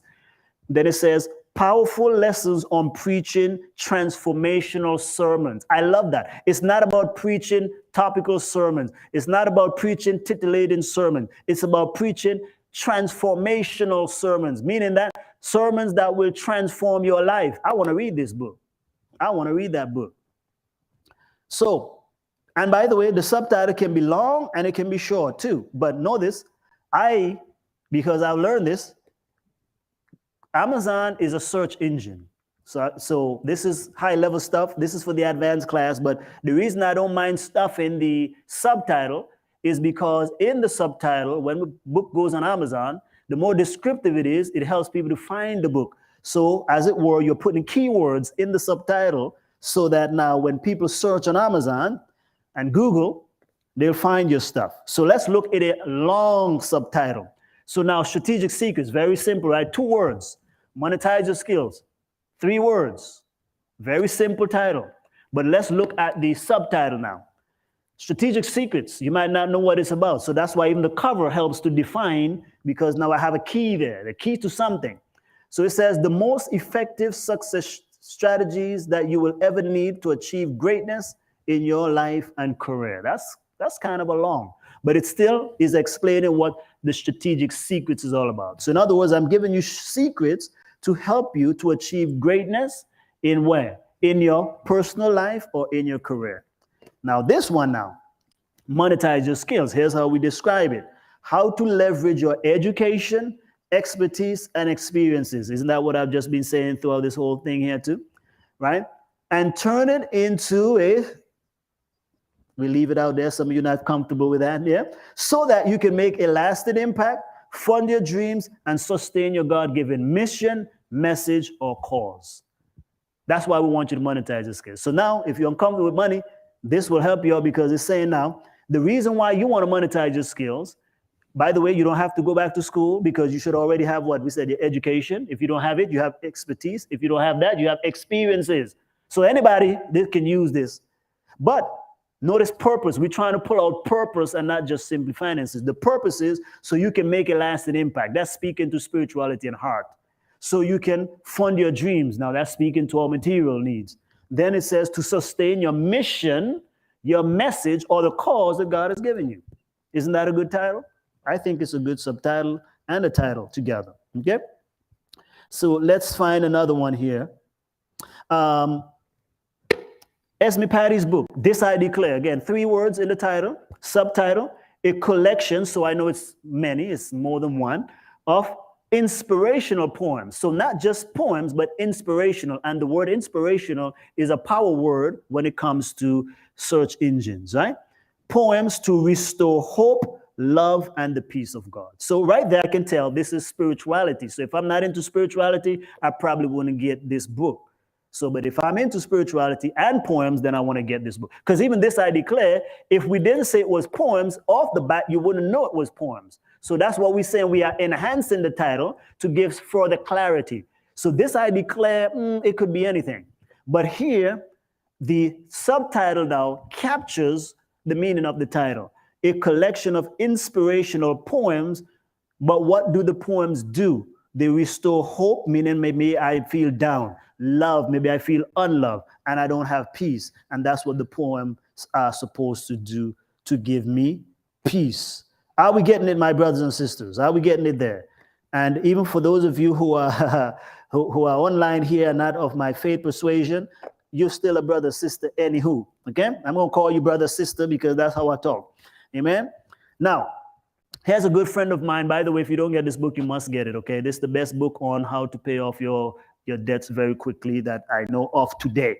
Okay, it's called The Pill Method. Very simple. Notice the Pill Method is his framework, is his strategy, is the thing that he's going to talk about. P-I-L-L. Those 4 words are what he's going to use as the things. The P stands for something, the I, the L, and the L, they all stand for something. And that's what the book will go through. So right there in the title, he's captured what it's all about. He's built an entire business, entire calling, ministry, everything brand around that simple thing, pill method. So just 3 words. And also the subtitle is very simple too, okay? Now, if I wrote the subtitle, I probably would have given it a little more beef, but even this will suffice. A better way to eliminate debt. See, a better way. So it's not just a simple, it's a better way. So we want to find out what the better way is. Now, I would have enhanced that a whole lot more. And even from better, I probably would have put the best or the number one or the ultimate, right? I'll put a stronger word there. But even that is saying it's a better way than the traditional way. But I think that he could have captured the subtitle better because truly it is the better way. But we want to know how. See, if you had put, remember, subtitle, how? If you had put a little bit more in there, I think it would capture. But anyways, I highly recommend, by the way, this book, okay? I highly recommend it. Every one of you should get this book. It's called The Pill Method, A Better Way to Eliminate Debt. And by the way, even this book, when it was released, one phone call with Don, I said, Don, your book should be a #1 bestseller. What's going on? Because I know I have experience with this book. My former district, we use the principles of this book to pay off our church mortgage in record times. I'm using his program right now for my personal household as well. I said, so I believe in the message. So when the book is out there, because Don, we got to get this thing. He called me. Well, we spoke on the phone, and I just gave him one simple advice. I said, tweak this on Amazon. Bam. Within a day or two, his book was a #1 Amazon best-selling book. Voila. Okay. So that's what we start with, okay? When writing the book, notice we haven't even got to how to actually do the writing yet. We're covering these stuff because this is where most authors fail, or this is where most people don't get their books out there. Alrighty, so now let's look at it. Again, we got to be crystal clear, okay? You can take a screenshot of this. This book is for who? Who is the audience? Who have this particular problem? This book is for people who are in debt, Christians who are in debt, mothers who are in debt, whatever the case may be, who have this particular problem, right? So that they can, and what is the outcome? This book is for people who are in debt so that they can become debt-free in record time. In his vernacular, he says 7 to 10, 9 years. No matter how big your mortgage is, if you have an income, you don't have to even make more money. His thing is, that's why I said if he had put even those in there, it would be more powerful. His premise is, it does not matter how big your debt is. Every living person, if you have debt, you should be debt-free in 7 to 9 years maximum without even, if you don't want to, without even earning an extra penny, right? And it's true. I've experienced it. So another way of saying that is my book, my product, my training, my whatever, okay, that's the title. And what does it do? It develops, it provides.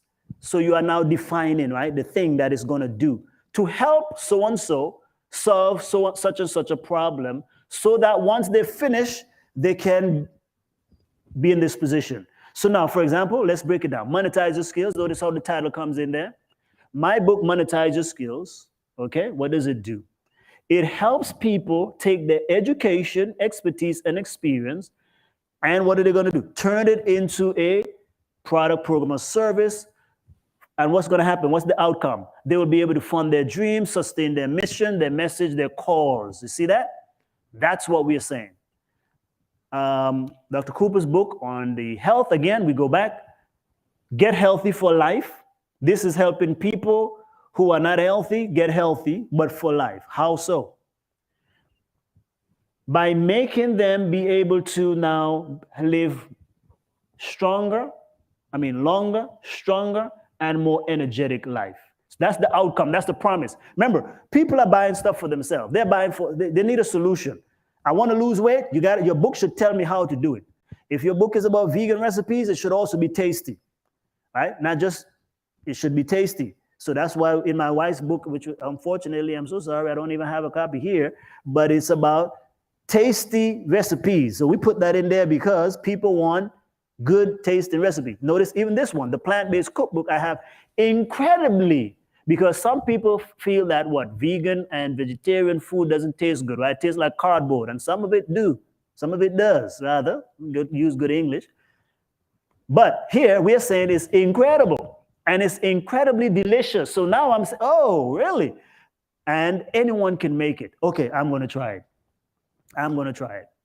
Okay? Another formula. How to blank without blank. How to marry your soulmate without sacrificing your soul. How to get a promotion without sucking up to the boss. How to live a godly life without all the headaches and legalism. How to become a better student without burning the midnight oil. How to ace the exam without cramming all night long. Amen. I want to buy that book right there. Do you see it? Do you see how that can come out? Okay? Do you see how that can come out? How to do what without what? So, how to positive without the negative.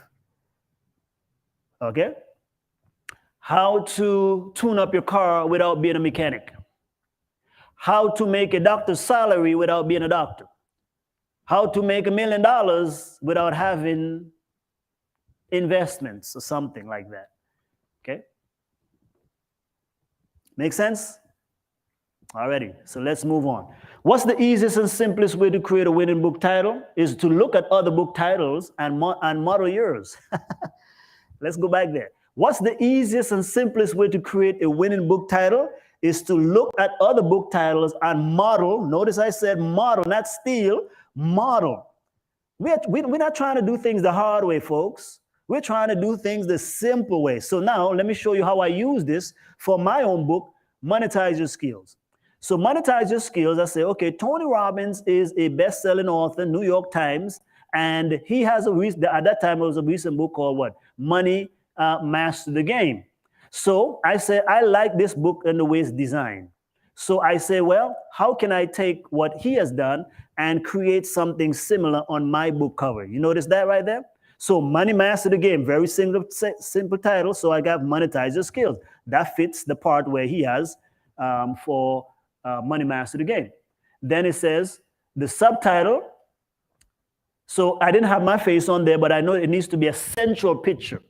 So I have a central picture there. And then he has a border on the bottom, like an orange border at the bottom. So guess what? On my book, it's dark as well. It's black. And then there's a border on the bottom. There he has a simple one-liner. And therefore, I put a one-liner on mine. So, which is also further enhancing the title and the subtitle. So this one says, Secrets from the Most Successful and Highest Paid Entrepreneurs in Their Niche. Therefore, I put something similar. So I actually did this comparison, and this is what I sent to my graphic designer. I said, I want you to design the book like this. And these were the first two markups that you see on the bottom left or bottom right of your screen. So first it was the grayed out one, light gray. I said, don't want that one. Second one, light bulbs. I said, you're getting close, but I don't like the light bulbs here. As far as making it look like, it looks cartoonish. I wanted something stronger.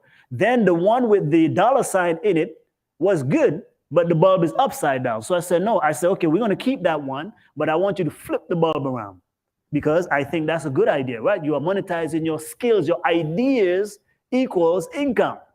Because some of us, we are only looking at a job to provide for us, and we don't realize that the highest paid people in the world actually don't depend on a job. They use their talents, their gifts, their education, expertise in such a way they're using what they have here, and that's what's creating all this income. That was my research, by the way. Okay, I studied over 100 and something people, and that's what I realized. They all are making multiple 6 and 7 figures, and it's not dependent upon a job. And so that was the idea for that. So there we go. Wasn't that simple?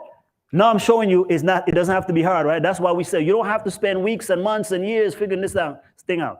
So here's another one you can do. Go on Amazon, look for all the best-selling books. So notice we have best-selling books, right? So I know in the health space, when it comes to diet, I know J.J. Virgin is one of the top people there, right? Then we have several other people, Dr. Daniel Amen and so forth and whatnot, The Truth About Cancer. So when you look at these, again, we're not saying steal. What we're saying model. Notice Notice the similarities. So if their cover is white, your cover is white. If they have big text, you need big text. If they have small letters, you need small letters. But generally for a book, you don't want small letters, okay? But notice, I'm just showing you what are all the similarities on the book. Gigi Virgin always has a picture of herself in the book. So therefore, you should have a picture on your book if your book is in the health niche. So this will also be specific to what you're writing about. If it's on spirituality or faith, look at all the best-selling people and the best-selling books in faith and say, how are their book covers written? And model your stuff the same way. And even the title. So for example, now look at JJ Virgin's book here, The Virgin Diet, drop 7 foods and lose 7 pounds in just 7 days. That's captivating. It's not hard. So what we can say now is, let's say your book is called something, I don't know, The Caribbean Diet. Use these. Instead of, she got 7, I'm gonna say use these 5, less than 7. So therefore it's even easier. Use these 7 foods to lose 7 pounds in just 7 days. If it's a book, I can use the same strategy. I can say the blank blank, the book to business bootcamp method, right? 7 weeks to publish your book with only 7 steps. Are you seeing the idea? Here's another one below it. 6 days to lose belly fat without exercise. You see that again, without? So we can say 6 ways to become a better mother, a better father, a better husband, a better wife without X, Y, and Z. See, I'm using this stuff about this. The truth about cancer. So I can say the truth about men, the truth about women, the truth about God, the truth about whatever your thing is, the truth about teaching, the truth about the classroom that the government don't want you to know about, right? What you need to know about blank, the history, treatment, and so forth. So if it was something for school, we could say the truth about public schools, what they don't want you to know about the corrupt history of the school system or something like that, you know, and so forth. So I'm modeling this best-selling stuff because if it's working for them and they're selling a whole ton load of books with that, then that's a secret or a clue on what you can do for your book as well. So there we have a whole bunch of ideas here, right? By the way, my friend, I gave him that tip. The young man that came here, Mr. Christopher Finley, by the way, he was a student. He had not even graduated yet, right? He was in college, but he was not a graduate as yet. He's now graduated since, but we brought him here, I think 2020 or 2021, and he stayed at my house. And when he was doing his presentation, I asked him the very same question. I said, why don't you have a book? And I started showing him some of these things in just one night. And I gave him this little tip right here. And guess what? He went and he modeled off of what? Stephen Covey's books, the 7 highly effective habits or something like that, right? And notice he came up with what? The 7 keys to highly effective preaching. But you see, it was modeled after Stephen Covey's best-selling book, The 7 Habits of Highly Effective. So again, we didn't take that one. Notice we didn't we modeled. We didn't steal his title. Our title, by the way, titles are not copyrighted, okay? But we don't steal. What we said, we model. But notice I said he still have what? The power words, highly effective, and 7. People love the number 7, okay? By the way, your book should be, if you're going to write anything for steps, you should have 3 steps, 5, 7, 10, no more than 12. I probably wouldn't even go past 10, but no more than 12. But you want to have ideally 3 steps. 5 is also a good number, as you can see from right here with John Maxwell. He has some 5s, right? 5 steps, 7 ways to, 7 habits of, 7 crucial this or that, okay? And then 10. And 12. 21 is also, you know, something up there as well, right? Because we have 21 days, 21 stuff like that. But that works, you know, in some places. But here's the thing. People don't want a whole lot of steps. People want the fastest way to anything. But I'm letting you know, if you're going to use a number or you're teaching in a book or whatever, try to use those numbers. Again, 3, 5, 7, 10, and 12. I wouldn't go past 12. Seldomly, I would even go past 10. But 3, 5, and 7 are like the ideal magical numbers, so to speak, okay? 3, 5, and 7. Alrighty. So now I'm going to skip some slides here because I want to give you some extra tips here. Okay. I want to give you some extra tips because we're going to get into editing. So let me tell you again, because I'm looking for the slide here where we can skip. I'm going to design, but let me tell you how the faster ways to write the books now. Let me tell you how you're going to write your book quickly. Okay. Are we ready? Speedy Gonzalez. Now, number one is the traditional old-fashioned way. Okay. If you have time, and you want to, which is tough for most people, that's the main obstacle, but we're going to start there. The most difficult way is for you to sit down and slug away actually writing the book, meaning that, well, praise God, you should never be writing your book with hands, right? So typing it, right? So you got to type it out. Okay, you got to type it out. But if you have an outline here, you're good to go. Okay, but write it out. So that's why, with the title, if it's 5, it's so forth, if you have 5 main chapters, 7 main chapters, 10, 12, whatever, those are your key chapters, okay? So you're going to write the book by typing it out. Make sure you save often, okay? Don't worry about editing. We're not getting to editing yet. Do not worry about editing. This is not a beautiful thing about today. And this is not a beautiful thing about why anybody can write a book. I don't care if you flunk English, because your job is not to edit the book. We're going to get professionals to do it. So the professionals will polish your mess. Amen.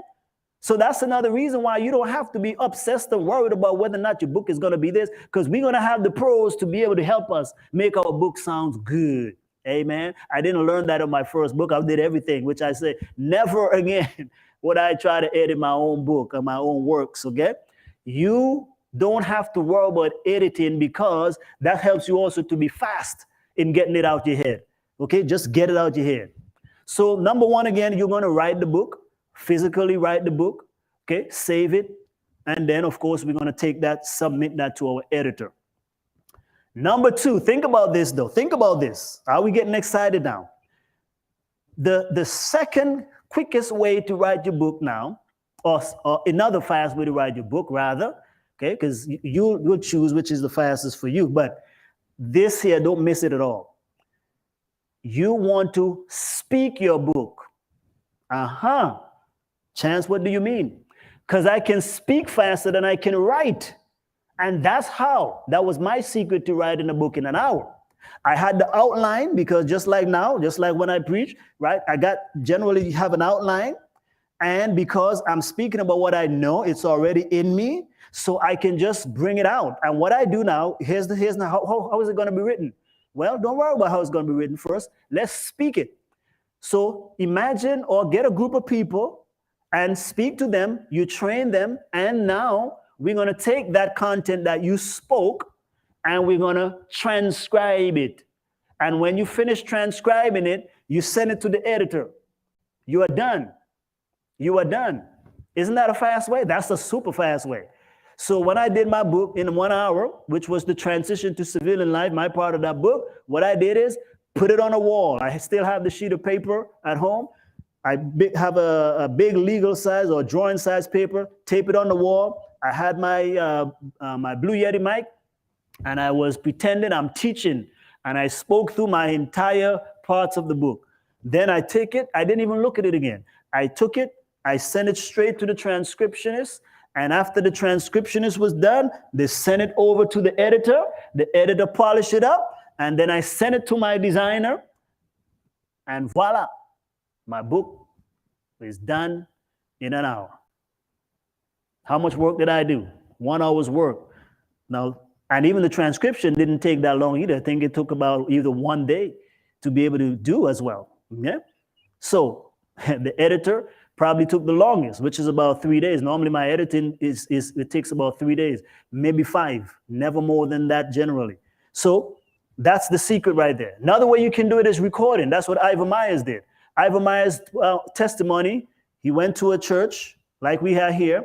He gave his testimony. They captured it on video, and that's a product, by the way, right there. But you can also do the same thing. You can transcribe it. So we can speak it, we can videotape it, we can get it transcribed, sent to the editor, and you're done.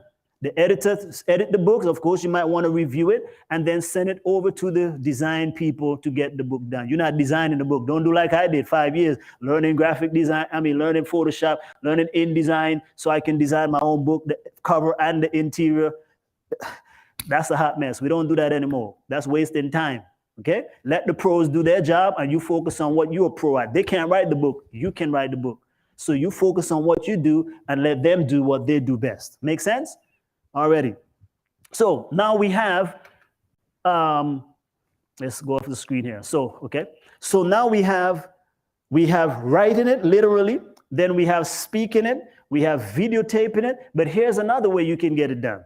We can now, what you call, I'm not sure for those of you who might not be, certain professions, they use what they call mind map or an outline, right? Mind mapping there's mind mapping software. Some are free online you can do.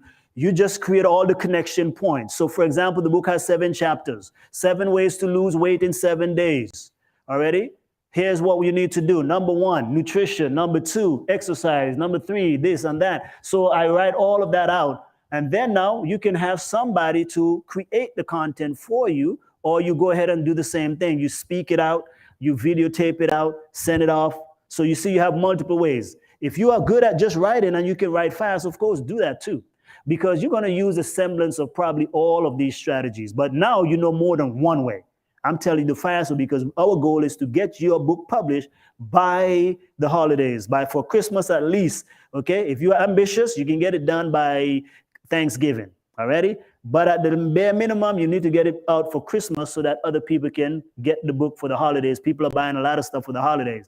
So that means your book should be ready to publish either the first, second week of December. Already? And if you follow this, it can be done. Okay? So now, here's another way, which gonna shock some of you, but then you will say, it makes a lot of sense. Now, if you are a professional who helps create training manuals and all of that, you already have content for a book. If you are a student, that's why we say education is good too. If you're a student and you have turned in any type of assignment, you have a book.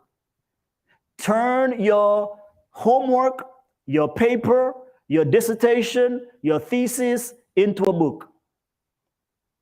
That's many ways right there. What? Is that even legit? Of course it is. So now don't try to treat my book differently now because you heard my secret. Now let me show you this here now. Where is my book on prayer? Where is it? Where did I put that book? All right, let me take this one, Monetize Your Skills. So I brought 2 versions of this book here for you to see today. Okay, here we go, book on prayer. Let's start with that one because that was the simplest work. This book on prayer was actually 26 pages of an assignment that I did in school. I had to do an assignment about prayer, and I had 26 pages that I turned in. And therefore, when I started getting the writing bug, and I realized that a lot of the people that you see creating books like almost every month are using these strategies, I realized, man, I'm sitting on books. So I went back, and of course, you expanded on it a little bit, take out some of the, make it sound not so academic. You take out some of those jargons and so forth. But then here we go. That's the book right there. That is the book right there. But this was an assignment. Okay? Not only that, but there's a book here that I published under a pen name as well, but it's my own book, DR Fortune, which actually, again, these are some of the advanced strategies, right? Because this year I had created 3 books and I didn't want my books competing. So I published 2 of them under a different name so that I can release all of them at the same time, okay? But you shouldn't release all the books at the same time because they may compete against one another. But anyways, they all stand for me anyways. DR Fortune, these are my middle initials backwards, and Fortune is another way of saying chance. So this is Randrick Dillon Chance. So now you know, okay? So now, this was an assignment, and check this out, even for my undergraduate class in psychology, and I was writing about the mind. I got a very good grade on there, and I always would speak about, these challenges of the mind, and I realized, I'm like, hold on, why don't I make this into a book? And so again, I took that. It's a very simple book, very easy read. It's 60 pages, but this is a book based on an assignment, and now it's also an audiobook. I turned it into an audiobook. 1 product, 2 product, now we have 3. An audiobook. There you go. There you go. Are you getting the idea? So I'm telling you, you already have a book, and now you just got to tweak it a little bit and bring it out for the holidays. Now let's go to monetize your skills. Now check this out. For my master's degree, I did a master's degree in project management. And instead of doing a thesis, I wanted to do a project, but it also worked for a thesis because at that time, I realized a lot of people were graduating, have all these advanced degrees, and they were not getting jobs. And some of them were actually choosing to stay in school. And I'm realizing by that time, I'm big in the internet and technology, and I'm realizing, hold on, there's a whole lot of people not only just doing well online, but they're making 6 and 7 figures. What's the secret? So I actually had to go ask permission from the president of the university. And I said, listen, I don't want to do a thesis. I want to do a project. This is very dear to me. And I want to interview people who are actually making money online and figure out what's the remedy, the secret, the strategy, the principle, the framework, whatever you want to call it. What is causing them to do so well? And maybe that can be a solution to people who got knowledge, because a lot of the people that I'm seeing here, they're not as educated. And how are they doing this stuff? Because they learn tools. So again, that's what I'm saying. I went out and I interviewed and I studied 110 people, how they're actually leveraging the power of technology, especially the internet, and they're creating products, programs, services, writing books, courses, anything, coaching and all this stuff, but they're using online to do it. And so actually the printout of this book is actually the paper that I turn in. I put it in book form so I can see what it would look like. And then I went to work. I said, hold on. I did all that work. I know that most academic stuff, dissertation, theses, just sit in a library somewhere and nobody really reads it, right?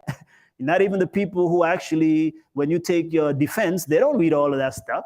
They just skim through it, but then it just sits there for another student some point or somewhere in the future to read. And you spend all that money. So I'm telling you, all your money that you spend for school can be recuperated if you start converting your knowledge that you did into books and courses and online products. Okay? So what I did, I went to work and actually I converted it into a little bit more friendly reader type of thing. Again, just taking out most of the academic jargon and stuff like that, so it's not looking and sounding like it's a school paper per se, but I left a whole lot of interviews in there. Not only that, but all the interviews that I did, I actually put them online for sale and people were buying them. And that's what I realized. I got something here. People, I put it the price of $25 and $49 and then $97. First person that bought it was from New Zealand, overseas. And then I said, I need to turn it into an online course, $500. And people said, can you coach me and do those things? I said, well, no problem. Let's create an online course for it. But everything is based on that. So now it has done me better than it would have just sitting down in a classroom. So if you have written an assignment, if you have written any long papers for school, if you have done a master's thesis, if you have done a master's project, if you have done a dissertation, just for the academic folks, that's 5 different possibilities that you have to create a book. And the church should say amen if there was a church right there. Does it make sense though? Think about it. Does it make sense? Even the dissertation, most people would never read or buy your dissertation because it's too big and it's a whole bunch of numbers and charts and figures. Nobody wants that stuff. But if you take the same thing that you did and you now put that into some type of book, guess what? You're good to go. And can I tell you something? Remember I told you that in the summer there, again, because these are all people that I help and people who take my course online and they find the secrets too. So here we have Dr. Teresia Williams. If you're watching, again, I hope it's okay with you to use this example. So Dr. Williams, PhD, saw a presentation that I did, and I was explaining this same idea of how people can write books using the academic stuff. And she was like, hold on, I got a whole bunch of assignments that I did. And of course, you got good grades. And guess what? I said, well, let's put that stuff in a book, honey. And that's what she did. The majority of this book is based on academic work that she's already done. And here now she has a published book that will make her an expert, right? Because only her professors or whoever was grading those papers saw her wonderful work. And that's all it will ever be. It will just sit there. Nobody else benefits from it. Okay? So take your stuff out of the classroom And what you've written, because it's already copyrighted and owned by you, the moment you turn it in, the moment you put it on paper, it became your property. So why just have it sit down in school? And you've paid so much money, it's good to recoup some of your money. So are we there, folks? I've given you so many ways just like that there.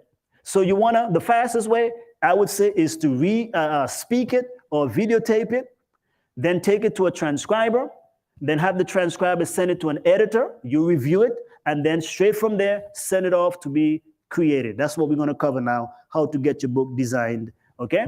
So now, I want you to write down there, what will you use to write your book, okay? What will you use to write your book? I'm going to skip through to the designing process here. I want you to write down, what will you use to write your books? That's where we're going into the design now.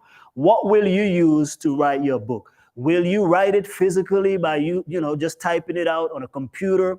Will you record it using an outline or mind map?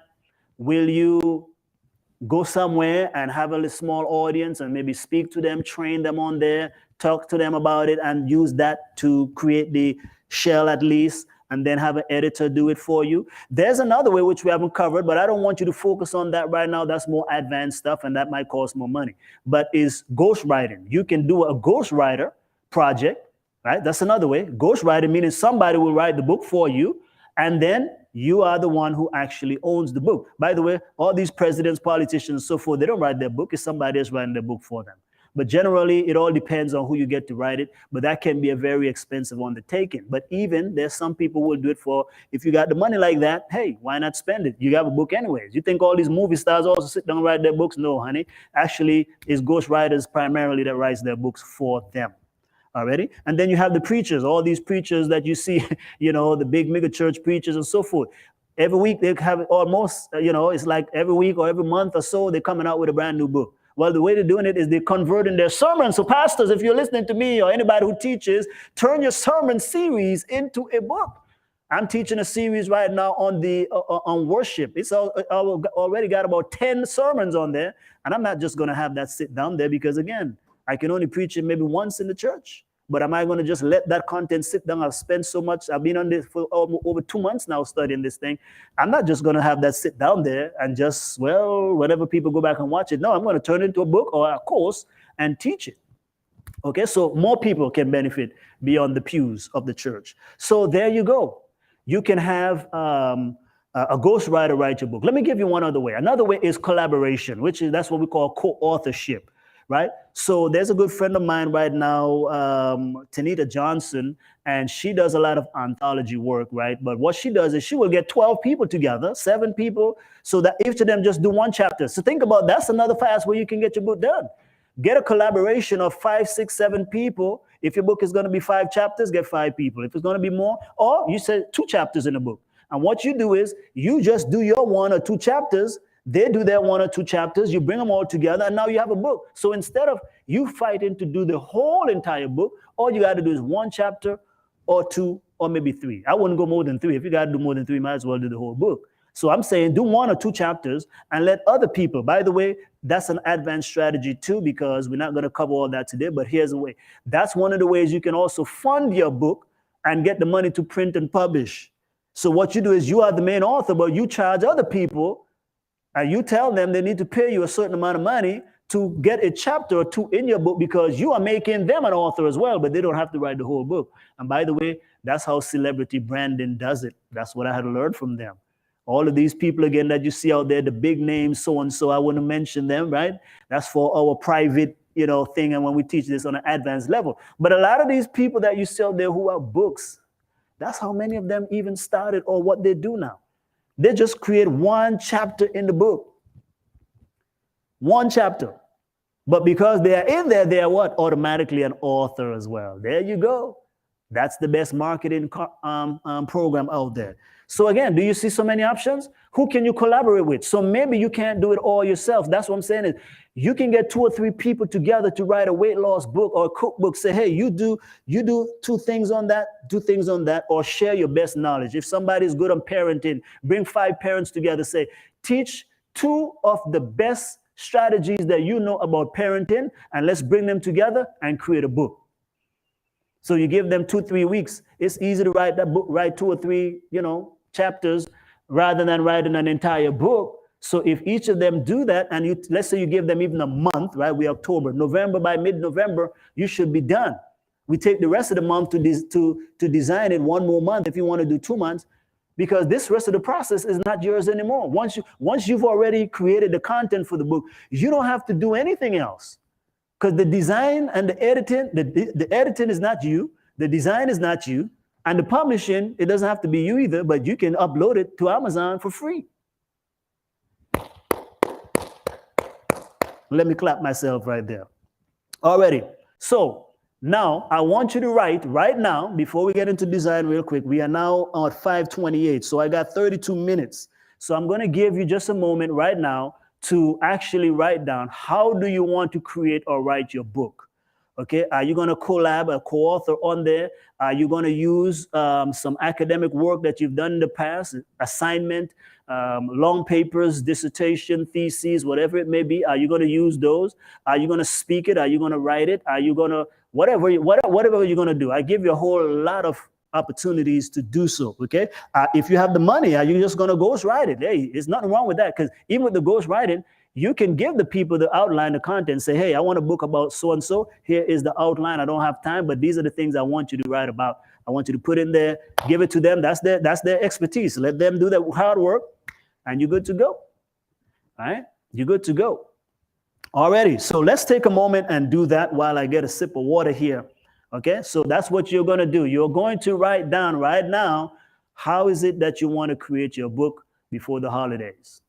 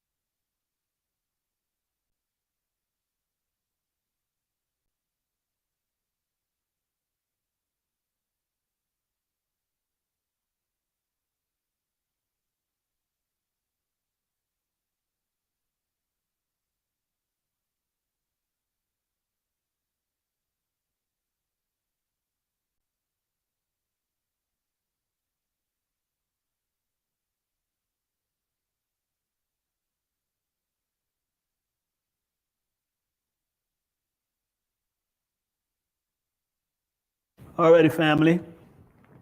We are ready to bring this thing in the landing.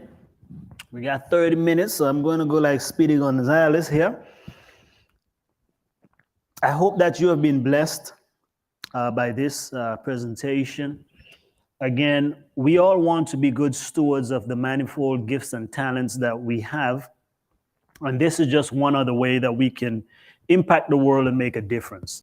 So I know that many people, again, research shows that many people want to write a book, especially in America. Over 80% of people have a desire to write it. Some people just don't know how, because people love to also make things difficult when it does not have to be. I believe that we serve an awesome God who simplifies everything, right? He said, this is how you be healthy. Like, he just gave us some simple health principles. Like, we like to make stuff hard. And the wisest man actually says that in the book of Ecclesiastes. King Solomon, the wisest man who ever lived after Jesus, actually said, God has made man upright or simple, but they have sought out many inventions. In other words, they complicate life. Okay, they complicate life. So I want you to write a book because, again, of what it can do to change lives. Again, we must create stuff for other people, and especially for us who are professionals. And if you speak to anybody, here's the thing. People cannot just interact with your work one time. They need to go deeper. So I learned this a lot too, just from observation. You know, one big conference I went to, I heard a good preacher of mine preach a message. But he himself has said, because his wife encouraged him to publish books, he was saying, what happens after the sermon? And everybody said amen. After everybody enjoyed it, what happens?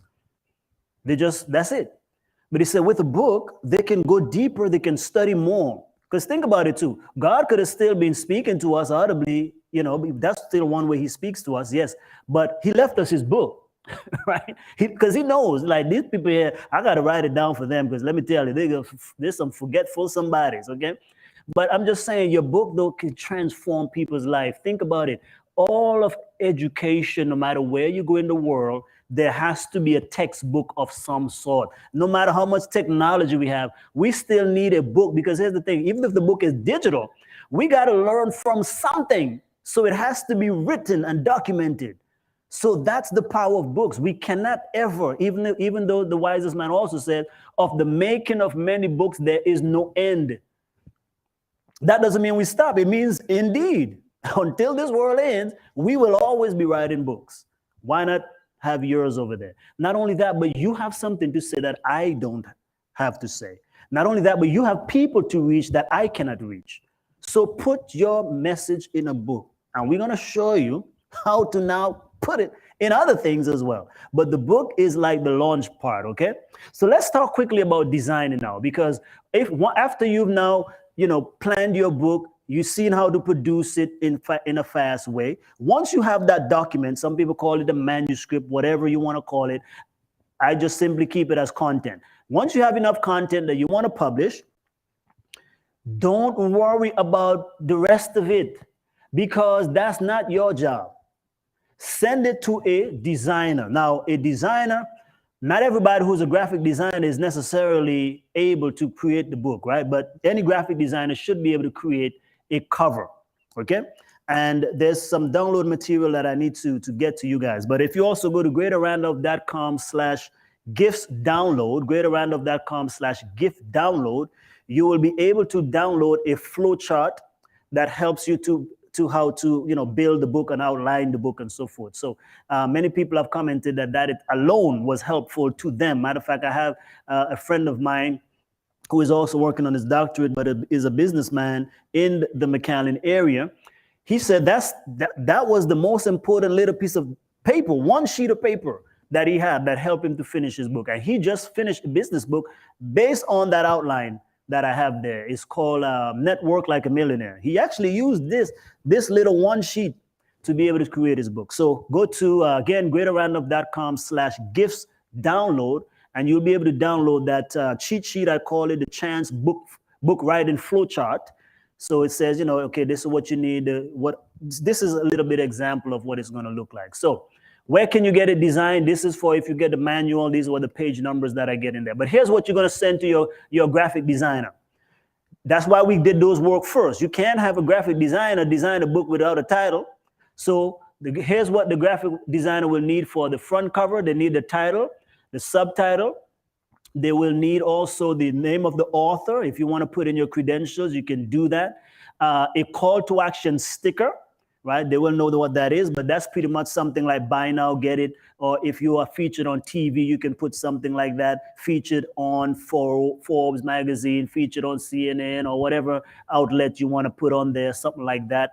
Or forward by so-and-so. If you get a famous person to, kind of give their 2 cents on your book, you can use that on there. Forward written by, so for example, let's say, okay, we talk about John Maxwell. So let's say John Maxwell were to say, hey, this book is awesome, or he wrote the foreword for you. You want to put it on there because that now helps people to buy your book. Whoa, if John Maxwell can sign off on this book, it's got to be good. All right, you also want to tell them what fonts, what colors you want, what images you want, or pictures. So give them ideas. So they're not just starting from scratch. And I'll give you a place where you can go and get a lot of this done. I think I just went back there in the comments. I see Tora Spraggs on there. By the way, Tora Spraggs is a graphic designer. She's done some work for us here at the church. So you might want to contact her as well. But again, it's good to give them something to start with. A lot of designers can just come up with things, but I like to give them an idea. And I have found that since I started doing this, I only need about 3 revisions, or at least 3 markups to get to the ultimate of what I'm looking for. Okay, so tell them, I want this type of fonts. I want this size of lettering. I love this kind of color and so forth and whatnot.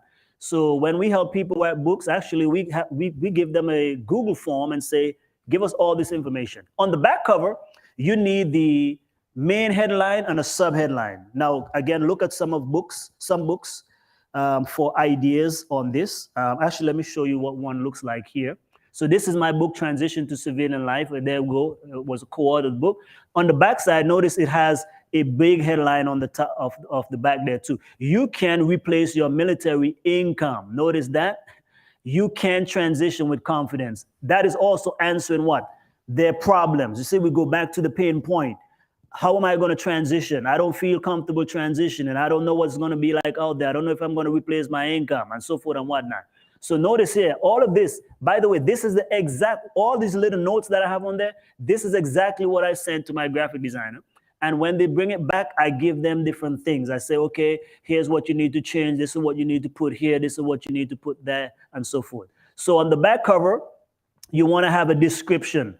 Not a long description per se, because you want to add bullet points, which is easy to read. If you have testimonials, all the better. Because you want other people, the Bible says that too, right? Let other people praise you and not your own lips. So here we are putting in even biblical principles in book writing, right? So if you have testimonials, you want to put at least 3, no more than 5. You can actually, I've seen some books, they fill up the whole back with testimonials, especially if they come from reputable people. It helps a lot. Then you have the author, small bio, about 4 sentences, maybe no more than 6 sentences, a picture of yourself. Even that is going out of style right now, but you don't have to, but it's good, to put your own picture in the back of your book. I have on 1 or 2 of mine, the prayer book. I have on there, I think, monetize your skills. I don't have it on there, nope. So it all depends on how much meat, content you have on the back of it. So you want to have a brief bio. So here's what I suggest as well. Go take a professional picture, okay? And get it for the designer. Don't go no bootleg, photos from 1988 and 1800s, you know what I'm saying? Get an updated picture of yourself. It's your content you're putting out there. Make sure it looks good, already? Because not only that, but people need quality picture. Graphic designers, they will not like you sending a picture that's pixelated and so forth and not good quality. So I would recommend, if you're going to use a picture, which by the way, again, you do not have to use your own picture in the back of your book. But if you do, make it a professional picture. Right? And then you can also list the price on there, contact information. A lot of people don't do that, but I recommend that because, again, your book is like a marketing piece, right? You want people to contact you. So at a bare minimum, it should have on there your website. If you have a business, I would put my business address on there. Right now, if your business is, not established, then you might not want to put an address on there. But especially for all the professionals that ask me for advice, I always have them put their stuff on there because for them, I say your book is a better business card than an actual business card. then a barcode, the ISBN barcode, ISBN number, and the category that it belongs to. For example, self-help, inspiration, spirituality, prayer, whatever that is. So they'll be able to help you out on that as well. Okay. And it don't have to have every single thing, but at a bare minimum, you must have a description. You should have a description. You should have some bullets or testimonials. You want to have the contact information. Your book should and must have an ISBN barcode if you wanted to the pricing and the sales to be populated across the world and stuff like that. Okay, so for ebooks, you don't have to have an actual barcode on there, but it is still recommended that you have one. So just take a screenshot of this and send it to them. Okay, you don't have to fight up and worry about yourself with all of this stuff here. That's what they need. Give it to them and you'll be good to go. Okay. So here's another example. Also, another good thing is find examples of books that you like, at least 2 or 3 maybe, and send that to your designer. Say, I want my book to look something like this. So here's a picture of the box that I use for Monetize Your Skills course. So I look at somebody else's example here and notice I put arrows and all this kind of stuff. And I say, Joel, are you showing them the slide? Okay, good. I'm here making sure. I got my son working here. Yeah, I should give him some props in the back right here. He's 8 years old and he's running the live stream. Amen. Kids can learn a thing or two. Amen. So yeah. So if you see on the screen right now, you notice again, I want my stuff to look like this, and these are the notes I give my graphic designer. So I'm making their work also easier. And not only that, because it's easy for them, guess what's going to happen? It's going to be faster for me to get my book done. Okay. Alrighty. So notice I keep coming back. If you haven't done this, I want you to do it. Okay. Remember, because we're wrapping up and some people don't do the assignment. I want you to do this. How are you going to actually write your book? Have you written down? You're going to outline it. I think I saw 1 or 2 comments there. Are you going to draw it out in a diagram or mind maps? Are you going to write it out, speak it out, outsource it even as a ghost writer or freelancer? Already? So how do we outline a book? If you're going to speak your book, you need an outline. So you want to select your topic, your niche, or category. For example, how to be healthy. So if we were doing that, we'd say, okay, the introduction, 2 to 5 pages. And by the way, this is where that book writing flowchart comes in very handy. So again, go to greaterroundup.com/gifts download. You can download it. So these are the things I'm going to cover in a book. Let's say a basic book. I'm just giving you an example. I'm going to write a book about how to be healthy, right? I wouldn't call it that, right? It's too generic, but nonetheless, for example's sake. So we're going to say the introduction, 2 to 5 pages. Then I'm going to write about exercise. And notice the notes, I just got those in there. So for me, I don't have to go write the whole book. This is what I'm going to speak because I know in the exercise chapter, these are what I want to talk about. I want to talk about running, the types of running, the clothing you need, the shoes that you need, or apps that you can use. If I'm going to talk about walking, I'm going to say, what type of weather is best to walk in, how many minutes is ideal, gardening or weightlifting. So those are what I want to cover. That's going to be 10 to 15 pages. Then I'm going to talk about rest, sleep, how long, when should you sleep, when is ideal to sleep, what are the statistics or research findings on sleep and sleep deprivation, 10 to 15 pages. Eating right. I'm going to talk about different types of diets. I'm going to talk about the research and statistics out there. I'm going to give you examples and the results. We're going to talk about vegetarian diets, vegan diets, different things like that. That can be more bulky depending on who is writing it. So that's, for me, I think if I was writing a book on that, it'll be about 20 to 25 pages. Okay. Then we're going to talk about drinking water. We're going to talk about attitudes, right? The attitude also plays a big role in health. So we're going to talk about being happy, cheerful, and laughter. Laughter is good medicine. So even that right there will be different than what most people expect in a typical health book. So now you also get a little edge up. So that will be 15 to 20 pages. And then I have a conclusion, a summary, or call to action, CTA. What do I want you to do, just like an appeal in a sermon? What do I want you to do now that you have read about how to be healthy? Here are the next action steps I want you to do. I want you to actually get on an exercise program. I want you to go buy this app. I want you to go buy the clothing that you're going to use for running. I want you to put your running shoes under your bed. Tomorrow, I want you to get out the bed and get going. That's a call to action and appeal. And that's why I keep coming back here. I'm using some of the same strategies because I'm telling you to do the action. because it's not good to just observe the information. I want you to take action. Or now you can tell them, now that you've read this book, praise the Lord, I want you to go ahead now and enroll in my online course or my coaching program. So now they're moving from basic to advanced. Okay? And then you have a page or two about the author or for the recommendations for other books. Right there, that's about 100 pages to 144 pages for a book. Voila. And by the way, even an outline like that, that's where you can send that outline to the ghostwriter or the freelancer for them to develop it for you. And then you can add more to it and so forth. Or like I said, you can speak it and videotape it or do a seminar on it and then record the seminar. Even like today, for example, do you realize that even this 3-hour seminar, I could actually go and send this to a transcriber, have them transcribe it, and then I can have somebody edit it so it sounds, we can take out some of the things there, but they can put it in such a format. Now I can actually take this and make a book out of this presentation that I've done here today. Okay, so now I want you to take a screenshot because we don't have time for this here, but I want you to create your outline, right? 5 to 10 things that people need to know about your topic that you're going to write about. Okay, so remember 5 to 10 big things. Remember we said 3, 5, 7, 10. So we're not going past that. So this could be a 10-chapter book, 5-chapter book, 7-chapter book, or 9-chapter book. 9 is kind of random, so I would probably stick with 5, 7, 10. Right? 3, okay. I'll give you at least 5. Let's start with at least 5. Then now I want you to write 3 to 5 related things that they need to know about each of those 7 to 10 things or the big things. So in other words, the big chapter, that's how we broke it down, right? We said our book on health would have been about, we're going to have exercise, drinking water, we're going to have rest and so forth and attitudes. So those were the big ones. And then underneath 3 to 5 things, what kind of running shoes you need, what kind of exercise is ideal and so forth. Those were the related things.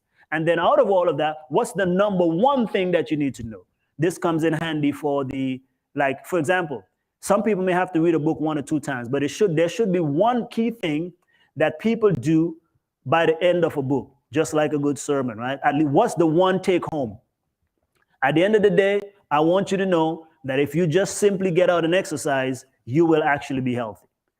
So that can be something you keep coming back to over and over again. Like for me, for this presentation, is the one thing would be, if you do what we're saying here, that's why I keep telling you, do your exercise, do this, do that. If you do this stuff, I know at the end of it, it will give you more momentum to actually go ahead and write your book before the year is out. Rather than if you just take notes or you just, do things, it's just going to be what? It's going to be harder to do, okay? So let's get it printed now. So now, after the book is designed, remember, you're sending everything to a designer or someone who does formatting. And by the way, some of the places where you can get these done, you can get them done at Fiverr.com, Fiverr, Fiverr.com. You can go to Upwork.com.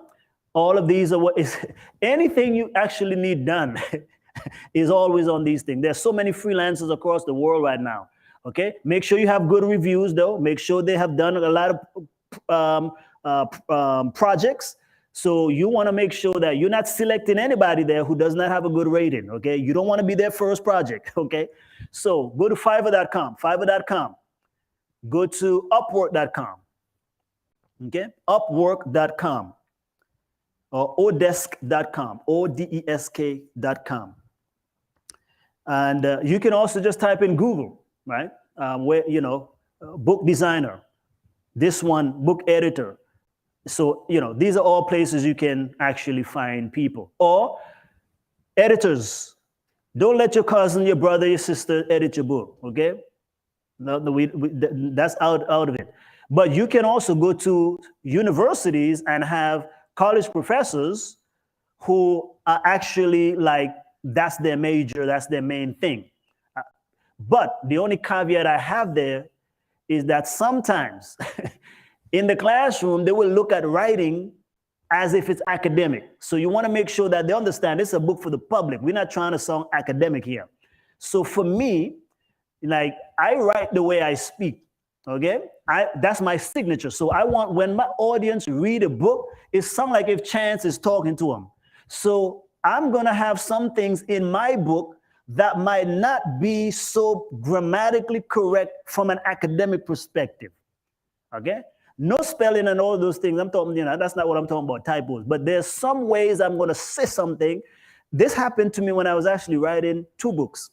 The small book on promises and this book, Am I a Real Christian? And so actually I had a great editor. She edits the actual Clearwood Bible, right? For those of us who are Adventists, you understand. The lady who helped edit that book, edit my book right here. And she was like, you sound so, it's coming across so strong. I said, lady, that's how I want it to sound. Because if they were listening to me, that's how it would come across. So I say, you only focus on, because here's the thing, you're paying the editor, you're paying the designer, so get your work the way you want it, okay? So that's what I'm saying. You got to be careful with the academics, because that's the one thing sometimes they're very stiffler for sounding academic, but we're not writing academic. We're writing books to change life, already? So it's not academics. So in other words, but yeah, make sure. So I told her, make sure. Your job is to make sure that, yes, there's no spelling error, the flow is okay, and all of that, like the basic grammar stuff. But when it comes to voice, tonality, when it comes to the transformation, we're not going to worry about the rest of the stuff. That's just for me, okay? That's just for me.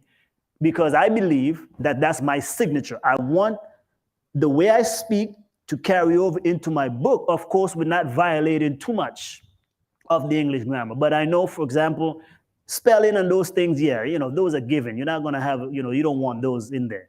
But my voice, because when I speak, some people get it. That's why I say your book is not for everybody. And my book is not for everybody. My book is for a specific group of people that understand me also, because I want them to feel what I'm saying. Because when I'm writing like if I'm speaking to that individual, okay? So again, Fiverr.com, it will be a basic one, Odesk.com, even freelancer or freelancer.com. You go to these places and you will find people to help you both edit the stuff. 99 Design is another place. They can be kind of expensive though. You can go to 99 Design, 99 Design, the number 99 and designs. You can find people to do work there as well. Graphic design too, though, a good place. I know I've had college students. That's why I would get college students to do my graphics as well. One of my books actually, my testimony book, I did design the cover there first, but then I gave a stab to a college student and she designed 2 books for me, and she did a very good job. And she was just a recent graduate with a degree in graphic design. So students, you can find students to do your stuff.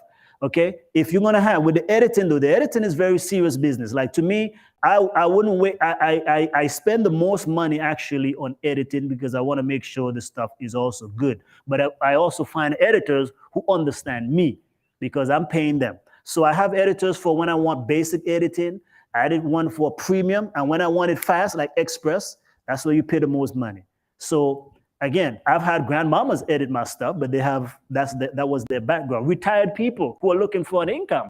Those are places where you can also find people to do work for you. I've got people who have been retired, and I've had them edit some of my projects, and and that's a good thing because hey, they're just sitting on their knowledge, and therefore they can use it for good work. Okay. So now, once you wanted to print, so here are some of the places where you can get your work printed. Well, CreateSpace is no more really. You can go to Amazon, Amazon Kindle, Amazon KDP. They used to own CreateSpace, but Amazon now prints in several. They print also hardcovers and soft covers. Lulu.com, and all of these you can create a free account, but of course you got to pay for the printing. But you can upload the digital version for free.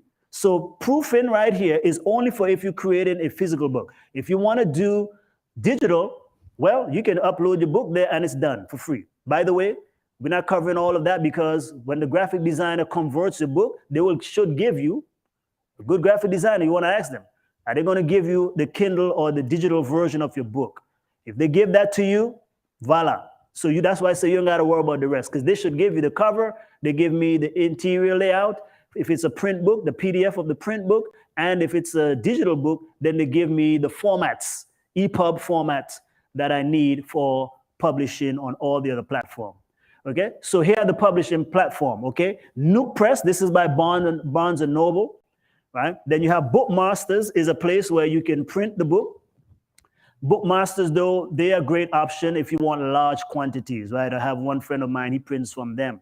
Then 48-hour books, which will literally print your book in 48 hours after the proof. So you have to proof it first, but if you will get your book in 48 hours. Then you have Lightning Source is another place. They do full publishing as well. So you can get your book published there. But again, all of this you can do on your own now. You can use Amazon. You set up an Amazon KDP account. Go to kdp.amazon.com, create an account.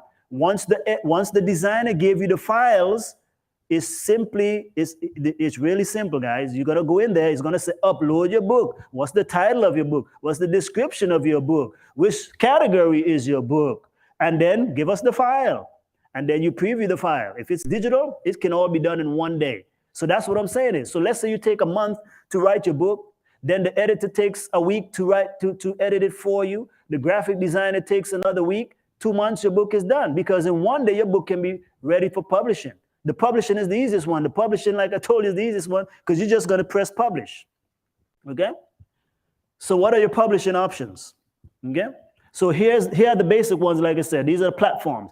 You can go Amazon KDP, which is #1. Your book should always be on there.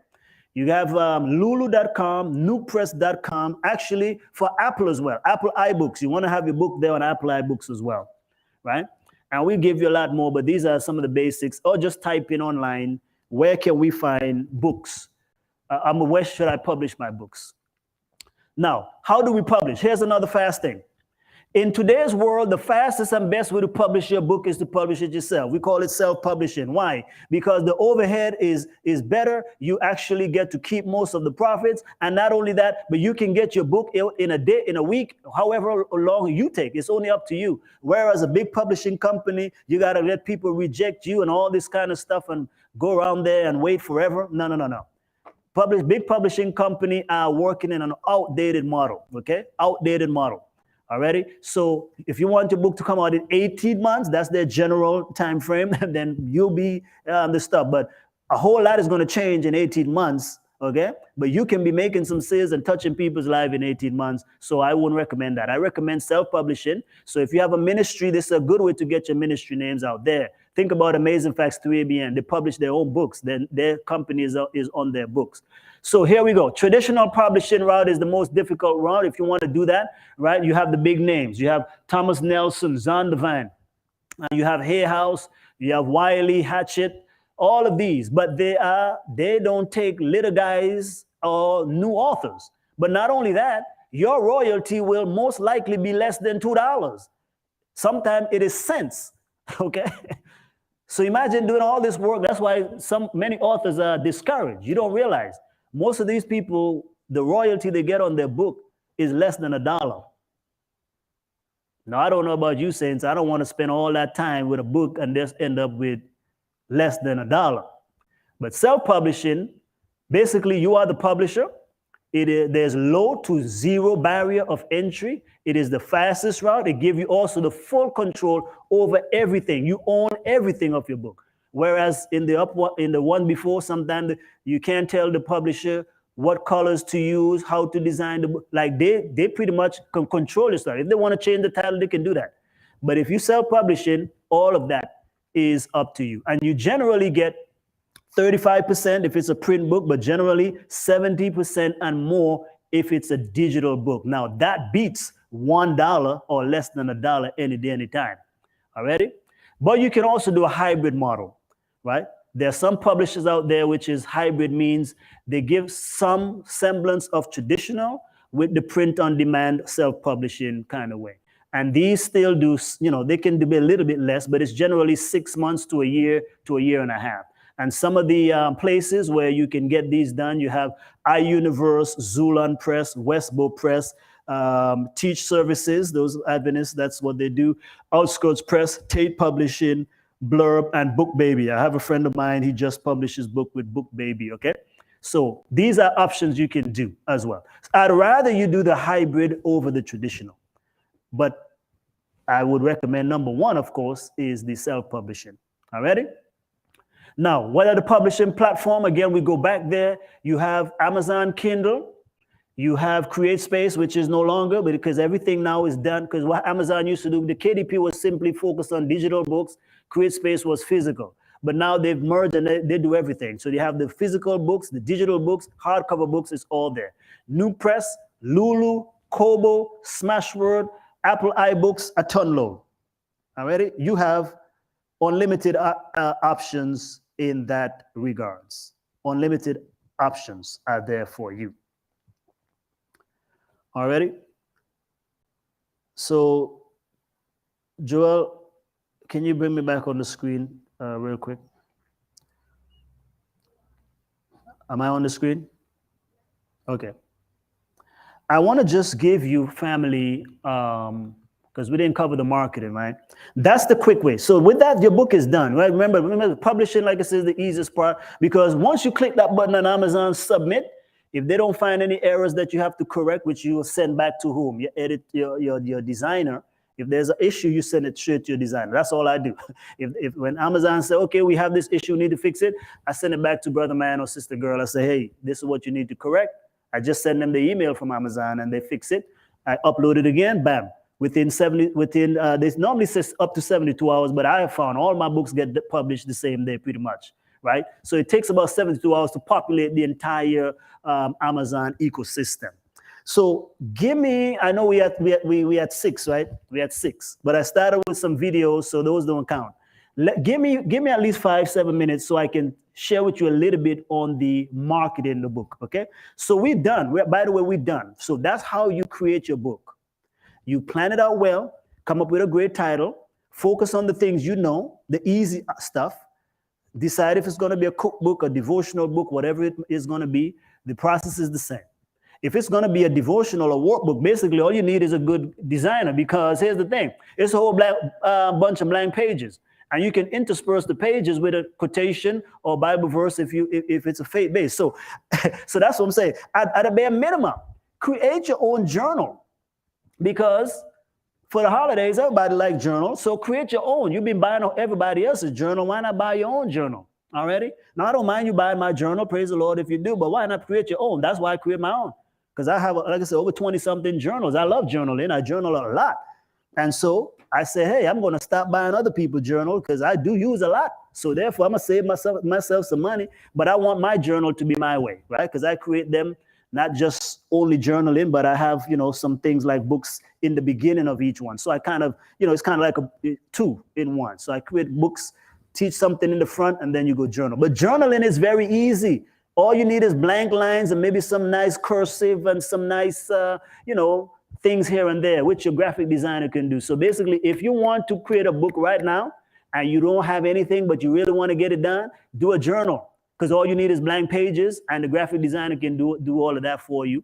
You just put your name on there, you're good to go. Already? So you can have a journal out actually by next week. Devotional books, the same thing. All you need is 21 days. You just have, look at how some devotionals are done. They normally have if it's a faith-based book, it will have a scripture, a little bit of discussion, and a little bit of explanation, and then the rest of the lines is application. So that's all. So all you need is inspirational stuff at the top, maybe 2 or 3 paragraphs, and then the rest is blank pages. Do that 21 times or 30 times for 30 days or 60 days or 90 days. And you have a journal right there, a devotional rather, to go with, okay? And you can have different themes and so forth, okay? The children's book, though, is a little more tedious, and that one does take time.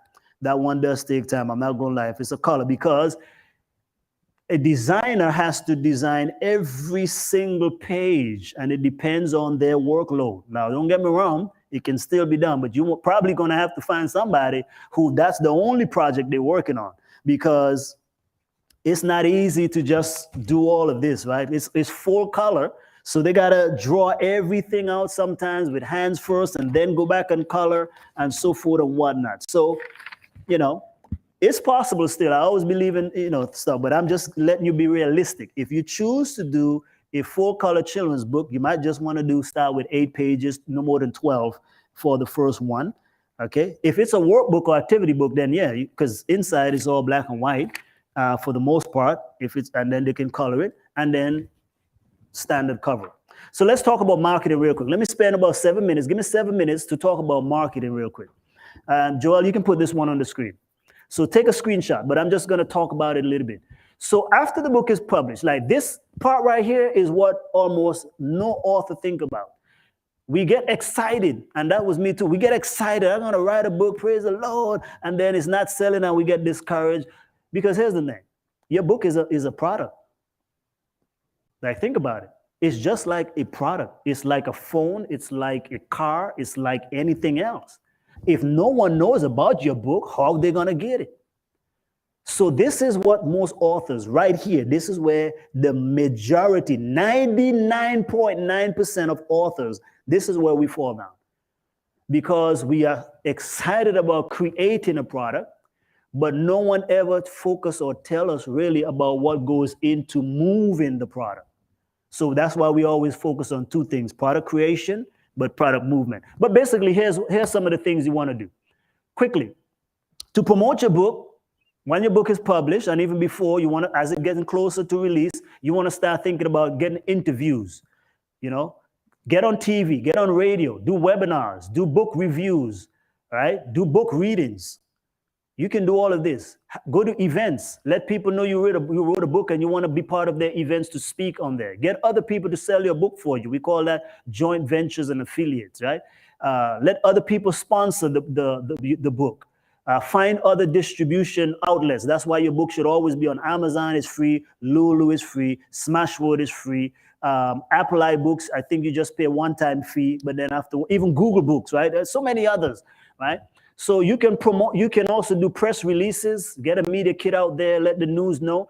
A lot of local news like to cover new people who are published in their community, and that's free. That's free press right there, right? Social media is a big one, right? You want to get on social media, you want to do Facebook advertising, you want to do free Facebook stuff, do a chapter. I know when I did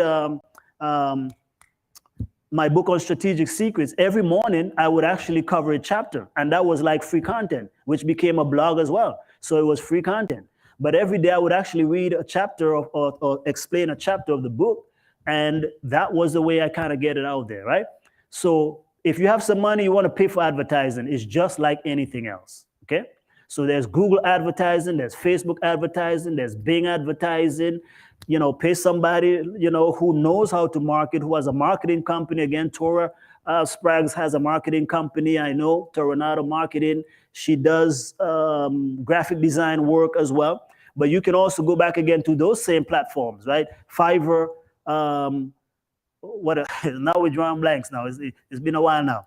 So yeah, you have Fiverr, you have Upwork, you have all these different places, right? Even strategic secrets, but we only do digital advertising, right? We're only going to do Facebook, Google, and stuff like that. Don't do any other type of advertising. So that's what you want to do. So think about it. If you are able to create that, then you are good to go. Already? You are good to go. So that's what you do for marketing. Use as many channels, outlets as possible in order to get your book out there.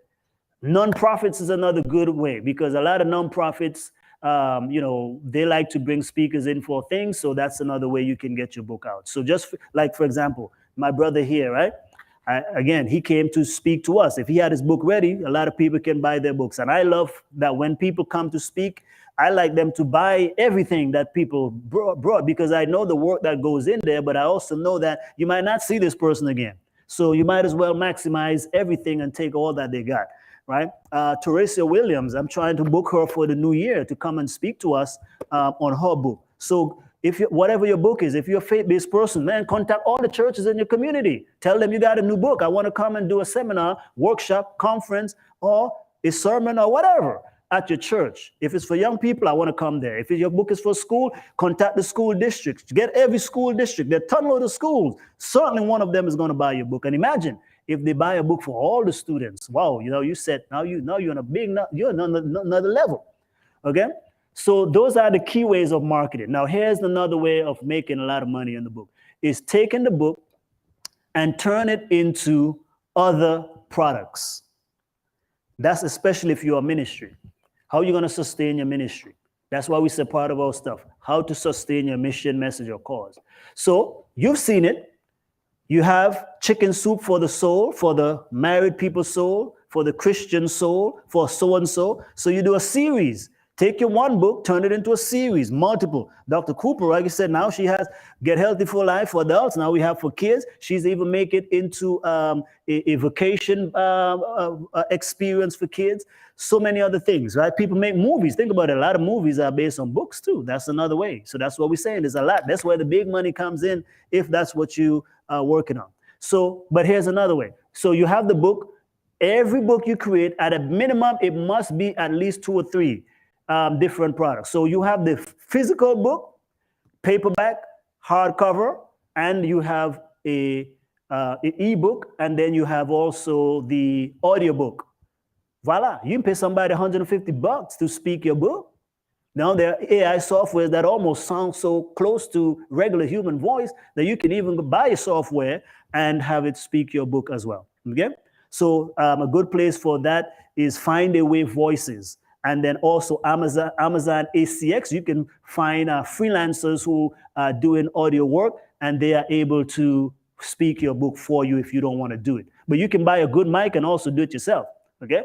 But my 2 books there, I have actually 3 books that are audiobooks, and I paid somebody to actually do it. And I use Find a Way Voices for that. I think it was like $150 an hour. To be able to speak the book. Not too bad, because most of your book is less than 3 hours, right? So that's another way. So now you are multiplying the ways in which people can purchase a book. So again, you have one book. So let's say the book is paperback. You have it in digital Kindle, EPUB, whatever it may be, Amazon, Apple iBooks. You have an audio recording of the book, have it in paperback, hardback, softback, whatever back you want to have it in there. You can put it in there. Now, what is everybody now into? Courses. This is the most lucrative of all. Everybody is buying courses. I think university is in trouble. You can turn your book into an online course. So for example now, because I notice the other things that you convert your book into generally cost more than the bare minimum price. So for example, people pay more for audiobook than for a regular digital book. Digital book is generally the cheapest. And then soft cover or paperback. And then more expensive is going to be the hardback, okay? And then the audiobook, and then the course, and then coaching and so forth. So let me show you how this works. Like, for example, my book on prayer. So this right here, which should be an audiobook. Well, no, I do have this in an audiobook. So I have this in an audiobook, ebook, and the soft cover. Not a hard cover, but I'm going to turn this into a journal. But this is an online course, right? So this online course, I think, is for $39 or $49, okay? Then we have monetizing skills. So here I have 2 versions. I have the soft cover, which is about $14.99. Then the hardcover is about $24.99. And then you have the online course, which is $4.97 for that. And then people sometimes want you to coach on there. You can charge anywhere from $1,000 to $5,000 to $10,000. It all depends, okay? So that's what the whole world of expert marketing, expert industry, authority things. That's how Zig Ziglar, Brian Tracy, all of these names there, John Maxwell, that's how they are all able to create wealth for their ministry, their businesses. That's how. See, no one teaches us that. But now I'm giving you a little exposure, okay? I'm over my time, and so we can get into more of that in the future. But nonetheless, I want you, my challenge to you now, this is call to action, okay? Like if we're wrapping it up. What is your call to action? First, you want to do the assignments, if you haven't done it. Secondarily, I want you to give yourself a goal. For those of you who are ambitious, I want you to set a goal for Thanksgiving. Thanksgiving is around the corner. So you have 2 great opportunities here. Thanksgiving, Black Friday. These are the highest times for sales online in anything, okay? So this is a great opportunity for people to want to get stuff. So you can now tell people, hey, get my gift for this. Then now you have Christmas Eve, Christmas, New Year's Eve, New Year's Day, and right after New Year's. People are trying to change their life for the new year, especially if you're into health. Everybody's buying something health related for the new year. So these are wonderful opportunities. But not only that, but just to gift people your thing for the holidays is a great thing, right? I love giving people my books and so forth and whatnot. It really is a good feeling.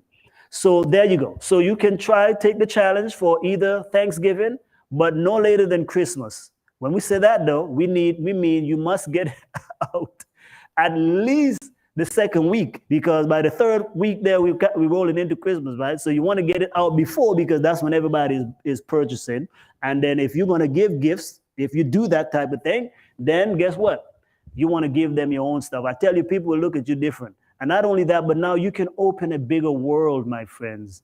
Stop playing small. God didn't create us to be just simply small. Not only that, but we have a mandate to turn our 1 talents into 5 and 10, right? So those dormant areas of your life that you're not using, don't let nobody shame you into not utilizing the fullness of what God has given to you. Multiply yourself by creating these stuff, because I'm telling you, the people who are changing the world, think about it. Tell me one person that you know is changing the world right now in any industry who does not have at least a book. Go. Even in the faith-based space. My faith group, Doug Batchelor, does he have books? Ivor Myers, does he have books? Right? Sean Boonstra, does he have books? Think about it. Dr. O, does he have books? They all have some type of book, product, program, or service that they are offering, because you as a one individual cannot reach the masses, but the masses are reading. Ellen White, she has books. Ton load of them. See the power of books? No matter what anybody says, books are always changing life. So that's it. That's the workshop for today. I hope that at least I give you some options, inspired you to be able to actually go out there and make a difference in this world through publishing books and then taking those books and creating other things that will transform lives. That's really what it's all about. May God richly bless you. Let me pray for you. Again, if you're not a person of prayer and faith, still take the prayer, because guess what? It's not going to hurt you, but it can possibly bless you, which I know if you believe in what I'm telling you in this book right there, it will bless you. So God Almighty, I want to thank you for the privileged opportunity of being able to be a vessel today to encourage, inspire somebody who have a message from you in their heart, that they've been thinking of creating something that can bless and inspire someone else. I pray, oh God, that you will give them the confidence, you will give them the strength to be able to follow through and create something. And I pray that, God, that you will surprise them, God, as you normally do. I pray that you will open doors of opportunities, swing them wide, that they can be able to gain access because of their book, that they can speak into people's life who they may not even meet, that they can speak to people all across the aisle, all across the world, simply because they took the knowledge that you give them, the wisdom, the talent, the experience, the education, and all that you have wrapped inside of them, and they captured it into writing a book and then creating a course, an audio program, or whatever it is.